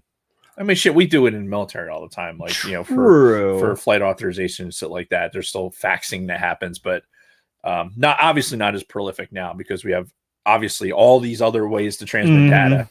But yeah, that was the methodology to transmit data. Yeah.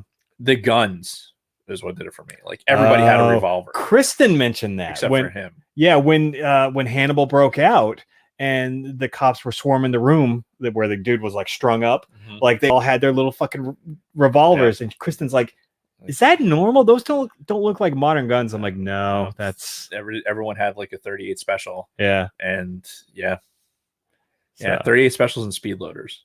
Right. So, and that was the thing too at the end when she unloaded on fucking Bill. Right. She shot all 6 shots, and then she's on the ground like trying to quickly reload because she doesn't know if he's still fucking you hear gonna come back. You hear the freaking shells hit the ground. Yeah. Like that was a it was good. You're glad that like this person. What another thing to hate in movies when somebody never runs out of bullets, right? So this when you're firing for effect like that, and then you want to see the person reload because that's what really happened. Yeah.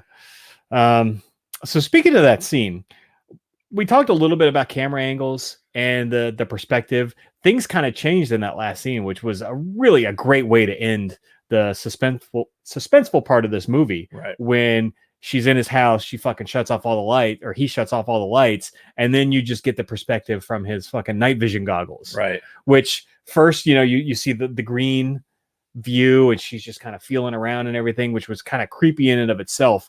But then they flipped it to where you saw his face, but all it was just like the goggles. Right. And then the blackness. Like, I thought that was the creepiest fucking shot. Yeah. Put yourself in that position. Like if you're like your adrenaline's running, all of a sudden the fucking lights go out, and the idea that somebody is there in the dark looking at you and you can't see them. Yeah. Like you don't know where they are. Like that's fucking terrifying. Yeah. I think that's terrifying for anybody, to be in that situation. Because let's face it, we're humans. We don't like the dark. I know, like, right? We would rather have the fucking lights on. Yes, please. Yeah. So anything else on the movie in general that you want to talk about? I've been kind of rambling on for quite a bit. No, I think I think we hit a lot of the quotable lines. That's one thing. We did miss some of them though. Yeah. Because this movie, surprisingly, and they're all disturbing when you really break it down, but these lines have been very well known, quoted, referenced in other movies. I ate his liver with some fava beans and a nice Chianti. Chianti. Which, so that's not how you pronounce that, right? Is that? Oh, I have no idea. Can't like the wine. You can't look at the fucking wine and not like think of that line. Oh yeah. I just thought I feel like when I heard him say it this time around watching it, I felt like he was saying it wrong, like deliberately. So I don't know. But yeah, very like ate his liver. Like, hey, who eats liver anyway? Like, if you enjoy eating liver, there's probably a little bit wrong with you. Yeah, liver's a little disgusting. I'm just saying. The last time I intentionally ate liver was the rabbit that we killed at survival school because nobody else wanted to eat any of his body parts. I was fucking hungry, so I ate all of it. Right. Yeah. Ate his heart too. But I ate the heart. I don't remember. Yeah. That's a whole other episode. Like everybody in my flight was disgusted. They're like, "Oh, I don't want to eat the rabbit." No. Oh, really? I'm like, "Fucking bring it over." I was the exact opposite. Because I was in there with fucking all these alpha males, you know, 2 combat controllers and a PJ, and then the other.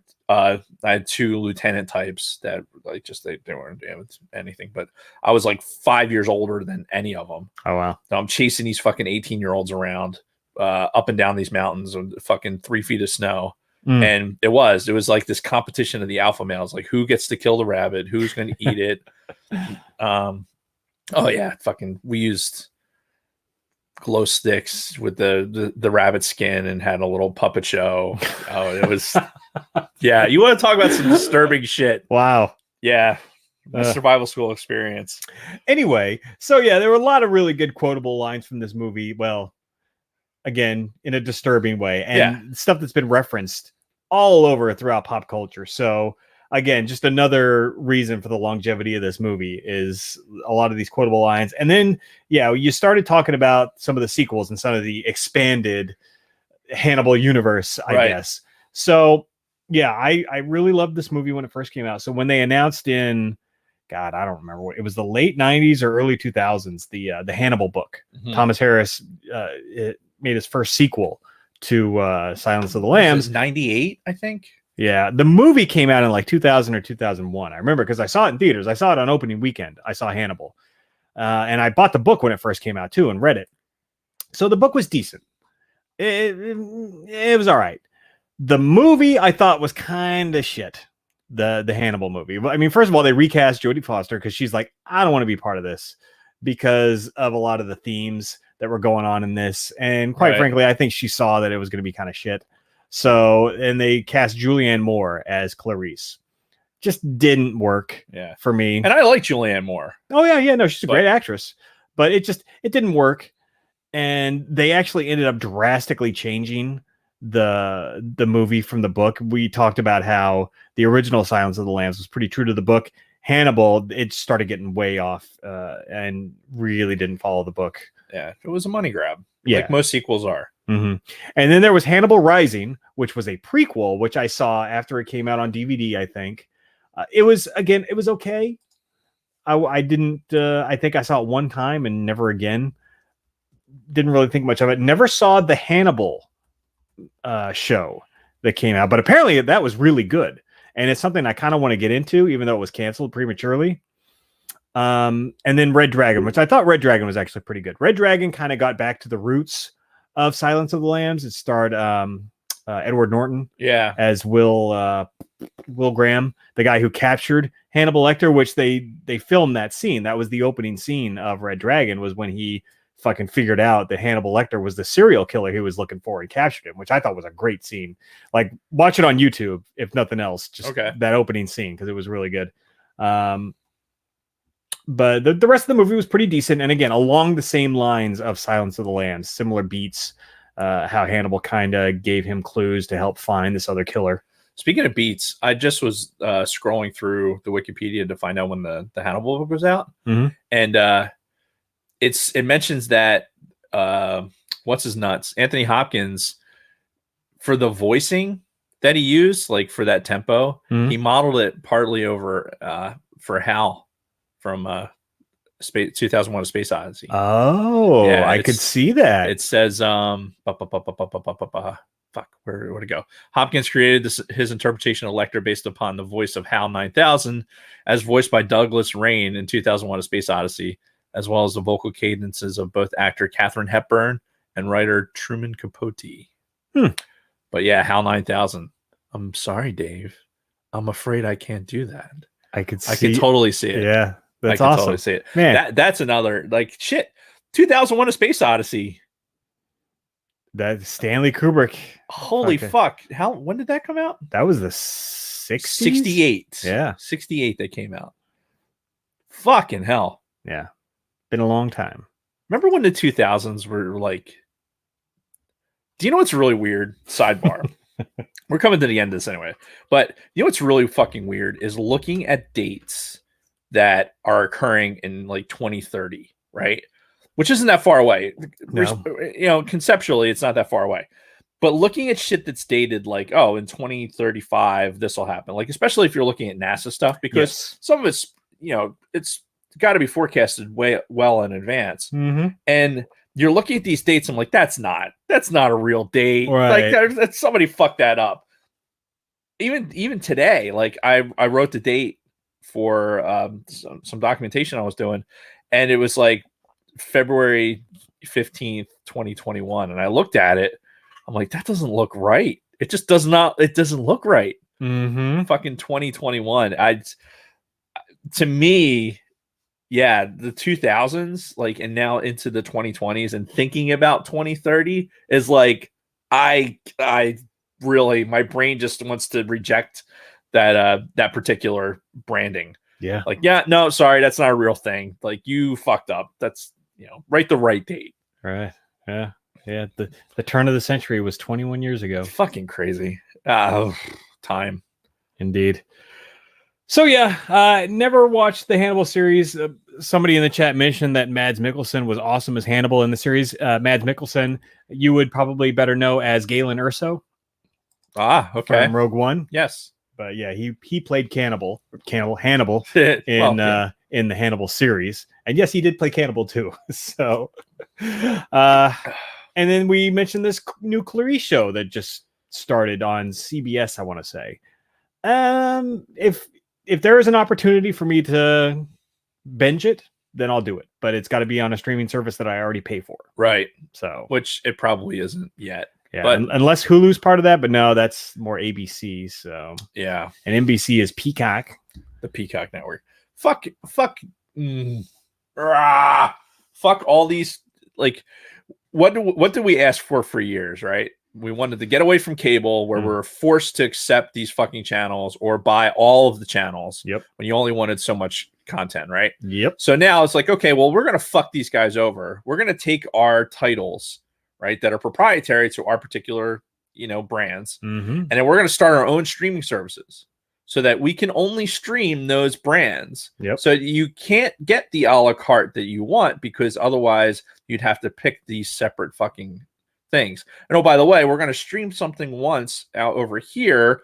Like, okay, I'm into that. Now we're going to pull it off of there and then start it playing over here. So then you have to pay a nickel and dime, like, oh, it's $5.99. That doesn't seem like that much. Next thing you know, you're back to paying a $200 fucking cable bill. Yep. Because you're watching all this shit. So, and that's exactly why people started cutting the cord in the first place. Exactly. So they've figured out a way. Yeah. Right. And you know, I've already told you, like, I'm at my max for streaming services. We've got Netflix, we've got Disney Plus and Hulu as that package deal. Right. And we've got Amazon Prime, which is right. Well, you know, Prime is Prime. Prime is Prime. And that's it. I'm not paying for any more fucking streaming services. So if it's not on one of those, then I ain't watching it. We have, did you say Netflix? Yeah. Yeah. We have Netflix. We have the same thing, the Disney Plus package with Hulu. Mm-hmm. And the ESPN that we never watch. Right. Well, it's because they don't put anything live that's worth watching. Yeah, it's fucking stupid. And then Amazon. Amazon. Yeah. And yeah, it's exactly what we have. Yeah. Because the Amazon thing, look, Prime is Prime. For what, I could easily lose that video part of it if it came to it, you know, for whatever we pay. Like if they broke it up and said, "Oh, you only have to pay $70 a year for Prime," which we already get a discount, a military discount for Prime. Mm-hmm. So that's Prime is worth it to me. Netflix, I feel like I could get rid of, but everyone else, like I don't watch that much TV, so I'm the worst possible fucking person. I'm in the same boat. So it's everyone else that's watching all this stuff, and as long as they're watching it, then we get the most out of it. Yeah, Dragon Buddy brought up a good point about HBO Max. I only subscribed to that back when Game of Thrones was on, and we always would unsubscribe during the off seasons. So we only subscribed to that when Game of Thrones was actively airing. But yeah, now that it's over, That's gone as well. I hate the fuckery that's happened now with all the fucking streaming services. Yeah, because everybody wants their money. They're like, oh fuck, we had this great deal going where we were fucking raping all of these customers for all this. Well, it's still Comcast. At the end of the day, it's still fucking Comcast fucking people over. Yeah, because Comcast owns fucking NBC. Mm-hmm. So NBC, Universal, like the Peacock, all that shit, all fucking funnels down into some fuckface cable company that is just figuring. There are people that sit in the fucking tower in Philadelphia that just figure out how to fuck people over and take their money. Mm-hmm. Well, there's probably happening in a lot of places in Philadelphia, but that's neither here nor there. But yeah, fuck. Ugh. So, any last words on Silence of the Lambs? No. Again, if you're listening to this, if you made it this far, then you probably have watched the movie anyway. Right. But in the beginning of this, it's very. I hasten somebody that's not necessarily going to watch something like this to watch it just to see the performances. Mm-hmm. Sometimes you just have to watch something to see what Oscar-winning performances look like. Yeah, as opposed to fucking political fucking jerking off into something, literally. We managed to avoid that fucking like. Yeah, we talked 20 minutes about the tuck, but we didn't talk about the jizz in the face, which. Yeah, that's as disturbing as anything, I think, honestly. Mm-hmm. Like just the randomness of that. Oh my God, do you know what I just remembered? What? In Living Color did a parody of Silence of the Lambs. Really? Yes. And that part, the jizz in the face part, was a guy had a cream pie and he my God, pied her in the face with it instead of jizzed on her. That's awful. It's awful. Oh my God. So here's the thing you have to appreciate from people that make movies, right? They're like, okay, well, you're obviously not going to throw cum in Jodie Foster's face, right? So we got to find something with the same consistency. She could be a dedicated actress. She could be like, no, I want it to be real. And that's her choice, but you still have to fucking figure it out, like the velocity, right? This material has to maintain its shape for an 8-foot distance or 6 to 8 foot distance, because when you see it happen, like it's not like it's right close up on no. It's like she's on the other side of the bars, so they had to throw fucking this fake cum with enough velocity to fucking go through the bars and onto her, like in a size amount that you're going to be able to see it on the fucking screen. There's somebody that they probably had time. It may have taken a day or two of test jizz throwing to make sure that the consistency was right. This could be the first movie Hollywood movie where they're like, fuck, we got to figure out some way to make some fake jizz. Yeah. And this could be the first time in Hollywood history that somebody's like, all right, how do we make fake jizz? How do we make fake jizz? And how do we throw it in somebody's face? Hey, somebody get on the phone with one of those porn people, and let's talk to them. Well, shit, you know what they probably did? They're like, hey, call the 80s. Do they have any of that He-Man slime left? I just think about how many takes did it do? And each one, if it was multiple takes, like she got to go fucking wash her hair, to get the shit out of there. Like, all right, I'm gonna go shower. Let's come back. Take 37, and you got a syringe, like almost like a Jello shot syringe. Or like, okay, ready, action. These are the things I was thinking about as I was watching that particular scene. Like, how many takes? That's the next big extra for the next DVD release. It is takes? Like all the different takes of Jodie Foster getting jizzed in the face. Action. No, see, you turned your head the wrong way when it hit. You're supposed to turn this way. So right. Like back and to the left. So go, back and to the left. Too soon. Oh, all right. Well, thank you, everybody who is stuck with us up to this point. I think that is where we will end this episode. Silence of the Lambs, brilliant fucking movie. Yep. If you haven't seen it at this point, why are you still listening? Yeah, but and we appreciate you listening, and we appreciate if you, while you're listening or watching or however you're doing this, we love your feedback. Yeah. So you can give us feedback by liking our video. Hit the little like button. Smash it, if you will. Yes. Hit the subscribe button so you can see when we go live, and hit a little notification icon. You can do that too. You can search for us on the YouTube if you're listening to this podcast on all your favorite podcast mediums. Yep. Search for From a Gen X Point of View podcast. It'll pop right up. We're still working to get to 100 subscribers on the YouTube channel. Yes. So even if you're listening to this, like the podcast, go to YouTube, subscribe to us so we can get our numbers up. I can't stand the fucking 18-digit long fucking thing. I want to have our own YouTube handle. Excuse me. Social media at Gen X POV on everything. On everything, and it's so fucking active right now because we're not doing it. because our social media director, Lunar Girl, is just absolutely fucking amazing, and she's killing it. There's constant contact on her. She had an engagement on there with a vote, like where they had some voting on a particular topic. Yep. That was Gen X related. She's doing amazing. If not for us, for her. Let's get us to 100 YouTube subscribers. Yeah. Do it for Lunar Girl. That's right. Sponsored by Lunar Girl. Like saying almost like Wonder Woman. Yeah. So continue to do that at Gen X POV on all of the social medias. And while you're there on the social medias or on the websites or whatever you're doing, go to podbelly.com. You can find us, find a lot of other good podcasts. If you're into watching the YouTubes, watch on Wednesday nights for the Escape Pod. Yeah. They're doing WandaVision, I think they said. I think they always talk WandaVision. They're doing Ready Player 2. Oh, right. Which I listened to the audiobook for that. So I'll probably Wednesday nights are tough. Like because I'm constantly busy. Well, and they start at 7:30, which is like not long before my bedtime. So I'm able to hop in real quick, say hi, and then be like, all right, off to bed. Yeah. So I'm going to really try to get in on the Ready Player 2 conversation because I have feelings about that particular.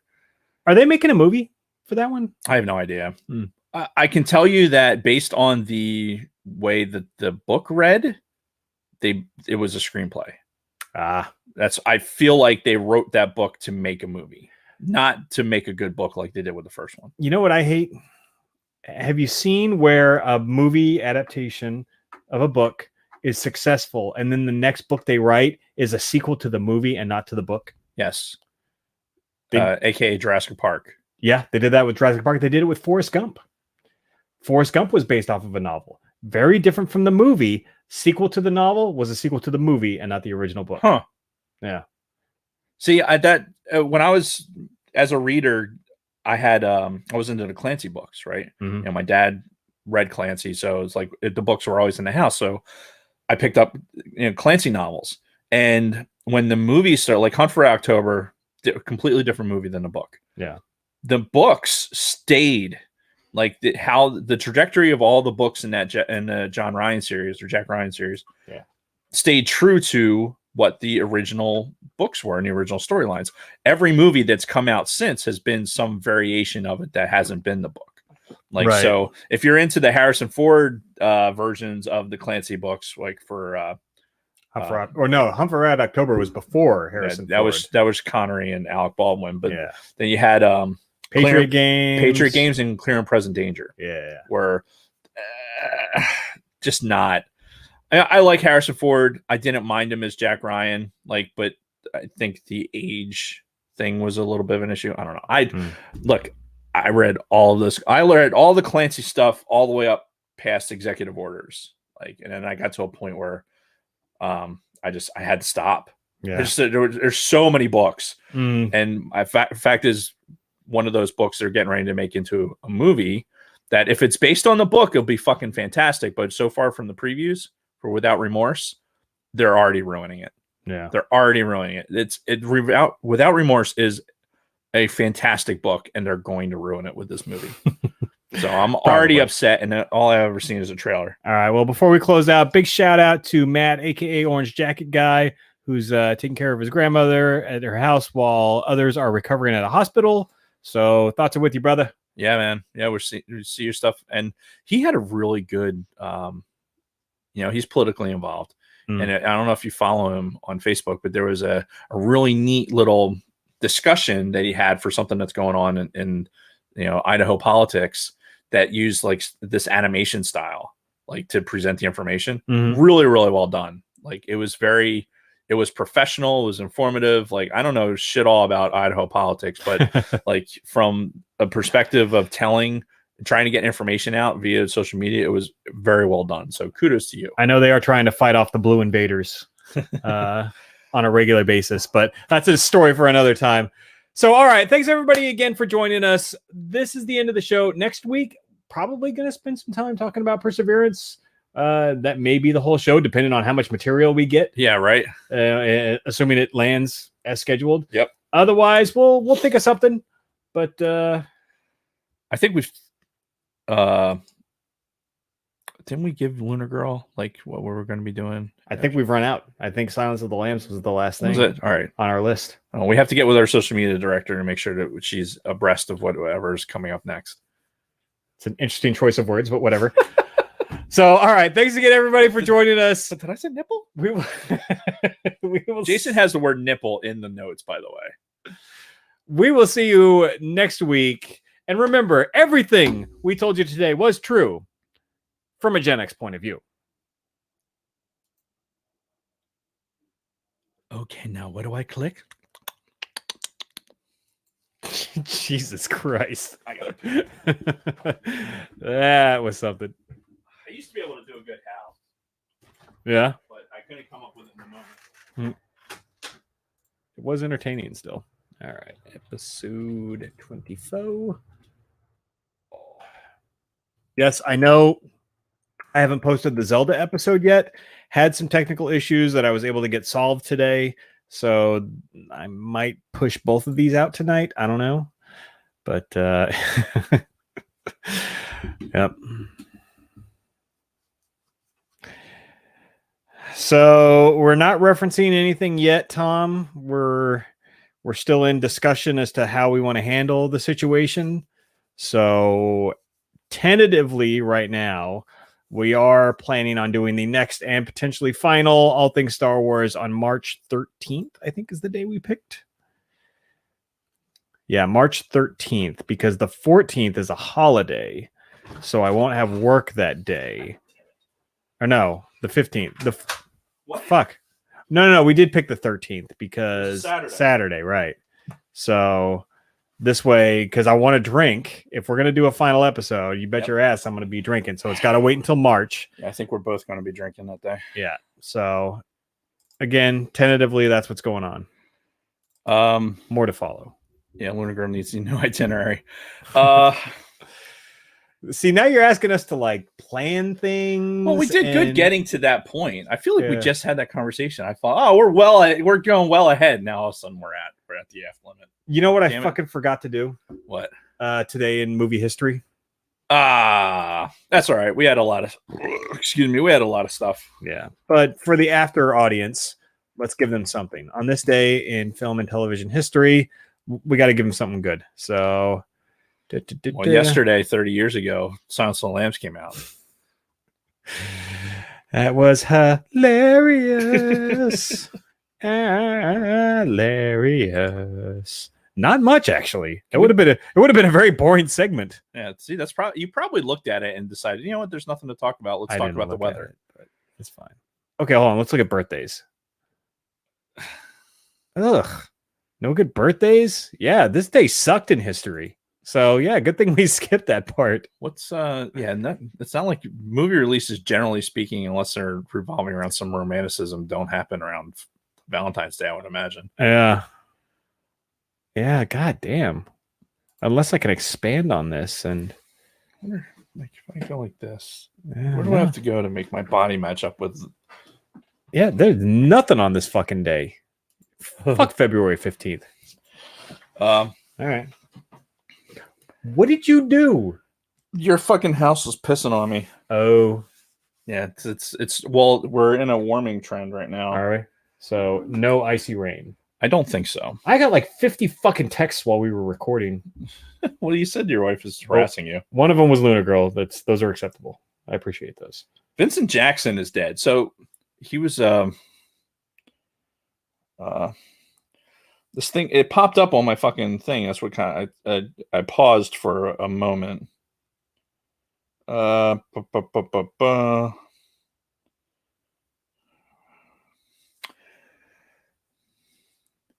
Former NFL wide receiver Vincent Jackson found dead in Florida. Oh shit. Yeah. No signs of trauma. Medical examiners, yes, cause of death. 3-time Pro Bowler, 9,000 receiving yards. He did a stint with the Eagles at one point. Did he? I could be lying. 38. Damn. Yeah. That's what's talking about the passage of time. That we're still in this really weird spot where we're too young to be old, but too old to be young. Mm-hmm. Like it's very, very strange. Yeah. Like the COVID thing to me highlights it. Is like, well, all right, we're starting with the old people first, and you don't qualify. Yeah, you don't qualify. So we're so at some point, like they'll flip flop and they're like, well, no, kids need it more, so you can go back to school. So and then meanwhile, everyone that's like, I don't know, of working age, it's actually out in the workforce trying to fucking spend money. Like you want to stimulate the economy. How about letting the people that fucking make the money go out to spend it? Yeah. And speaking of which, where's my fucking check, Biden?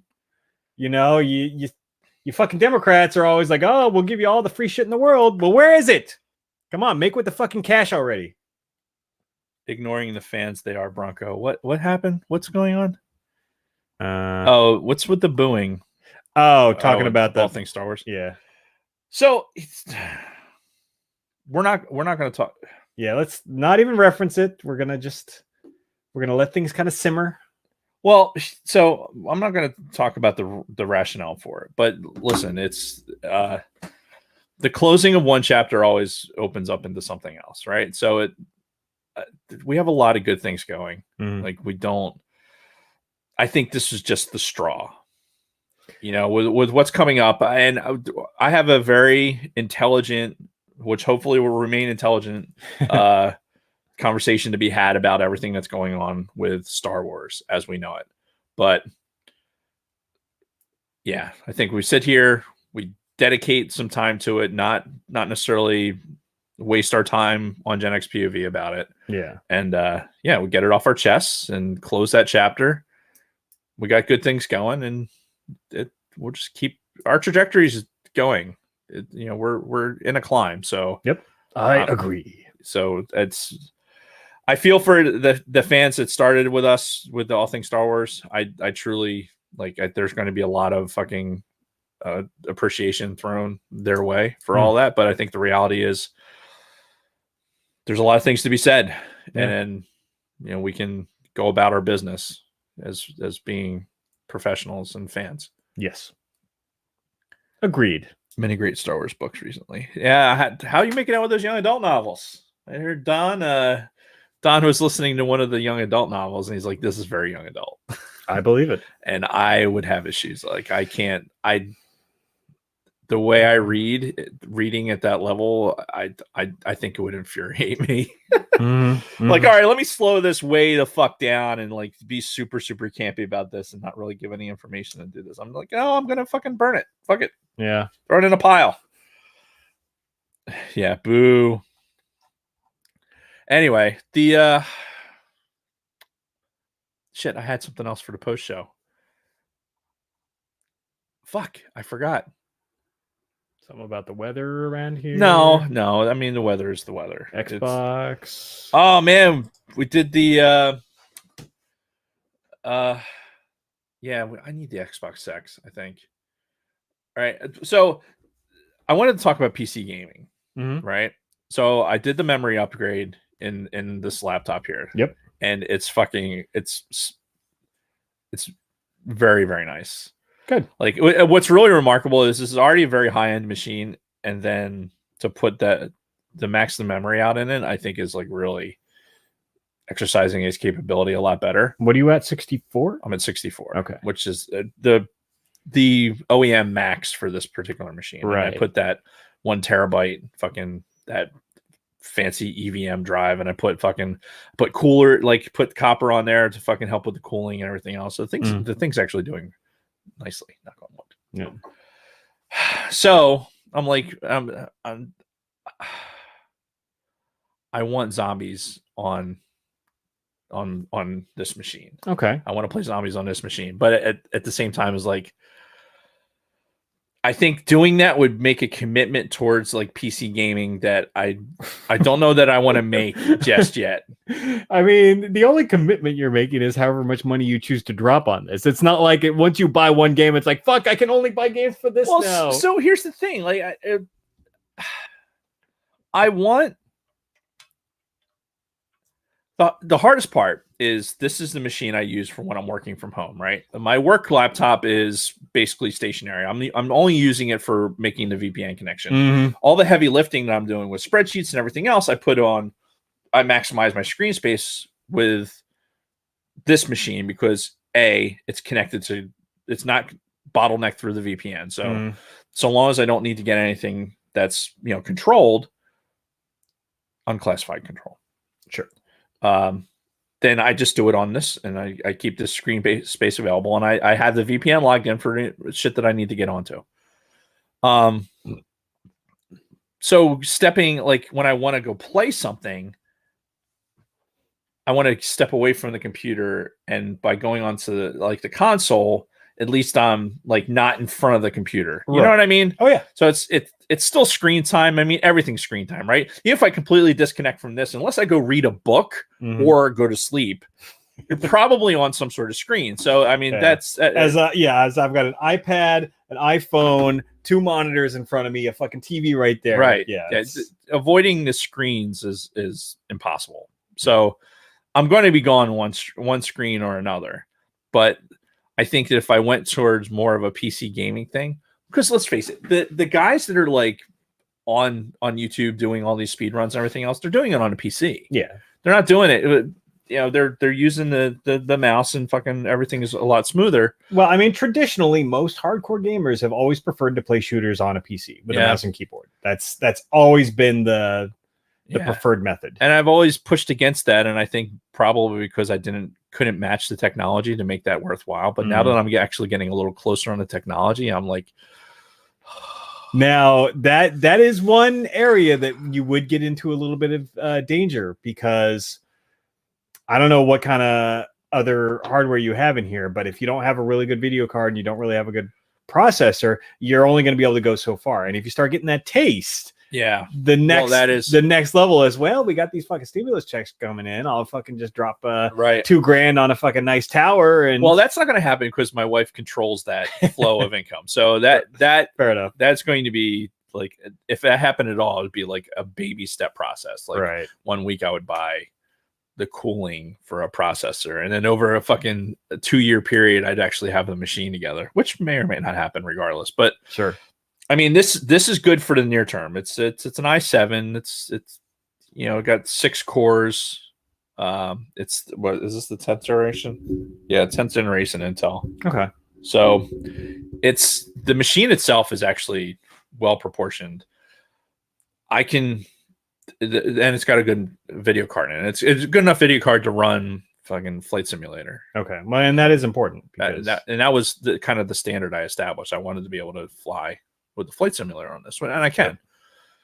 But yeah, there's like this transition. Like even when I was like doing the stuff on Twitch, if I ever really wanted to do video game stuff online, I'd have to do it over to PC. Otherwise, it's going to look like shit. Yeah. Plus, you have the camera and the mic aspect. Yeah, and it's just a lot easier. Yeah, and yeah, that is a fact.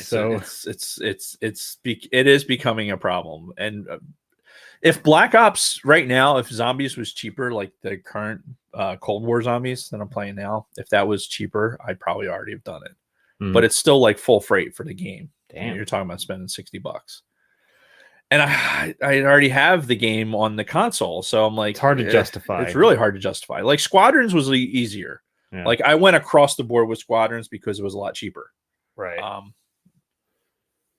But yeah, with this, it's tough, man. But I can see the draw. I really can. As I'm watching again, this is the first time. I've been a naysayer for a long time, but this is also the first time I'm watching people on YouTube do shit that, like, wow, if I had the speed, like graphics wise, the way we sit right now, graphics are good regardless what you're doing. Like consoles are giving you good graphics with no lag or anything else. Like especially with Xbox Sex, forget it. We haven't even tested that yet. But even it already looks pretty fucking good. Just these upscaled Xbox One games. Yeah. So there used to be a difference between where you had the console games just didn't have the graphics level because they couldn't perform like a PC could. Right. Which that's out the window at this point. So and granted the graphics do get incrementally better, but you're talking about things like that are so tight that the casual person won't notice it. Right? Yeah, and I'm to the point now where I still think some Xbox 360 games look great. You know? And it's weird because we grew up with the NES and Super Nintendo and that first generation PlayStation. Do you remember how ugly those fucking games were? Those early 3D fucking polygon games? Yeah. That was some ugly ass shit. Even like the first Mario 64, even though that was like, it's still a very beloved game, kind of looks like shit. Yeah. Well, my favorite, I think we were talking about this. I forget. I don't know where we were, but for PS1, my favorite game is Rallycross. Oh, okay. And it was because I had it, right? PlayStation 1 was like I had a separate PlayStation 1 at the alert facility. So I had like PlayStation 1 games at the alert facility. So I would, be on hard alert and then I'd play the Rallycross game would be like what I would play constantly. Yeah. And a driving game, like it looked good. It did. It looked good. But there was a lot of like anything that involves some sort of like person or some sort of like movement aspect of like a humanoid, it started having issues. Yeah. But PS2, man, PS2 was tight. Yeah, but I was more Xbox during that era, so I was an Xbox guy. Yeah, that obviously we're going to have that conversation in the future, but I know for early on, especially because of NCAA football, PlayStation 2 was where I was at up until I graduated to the 360. And for those of you left in the chat, what do you think about this for a recurring subject also? Because I think I pitched this to you when we were first talking about the show, talking about video game wars, doing a series. We can do Video Game Wars 1, fucking Atari versus Intellivision or whatever the other fucking early consoles were around the 2600 era. Then fucking round 2, like the NES versus the Sega Master System. Round 3, fucking Genesis versus Super Nintendo. And then PlayStation versus like N64, and then we got the PS2, the Xbox, the Dreamcast, and have a series of episodes of console war episodes where we kind of break it down like each generation. It'll start getting really interesting when we get to the Super Nintendo and Genesis era, because that's when the shit really started, and you started seeing people advertise specifically against the other company, like, we've got Sega does what Nintendo don't. That was their fucking that was their slogan for a while. And Sonic the Hedgehog was like their answer to any Mario franchise too. So that's I would absolutely do that. So just a whole series. It doesn't have to be very often, but every once in a while dip our feet into the console wars and break down which consoles were battling during specific eras and talk about the big games of those those battles. Yeah, let's do it. Cool. I like it. You can do this or that game one Insta. There you go. Luna Girl's already planning it out for us. All right. With that, I'm going to get home and have dinner. Yeah, I need to eat too. So, all right, guys, this is the end. Thanks for everybody who's still stuck around, though. I don't know. There's a song there. It's called "This Is the End." Is it? Fuck. This is the end. God damn it. The end. Somebody else was that. Who did that song? No idea. No, it's somebody important, somebody famous. No clue. Yeah. All right. Anyway, so We'll see you guys later. Thanks for sticking out. This concludes our broadcast day. See ya. The Doors. Thank you. I'm gonna grow you the best.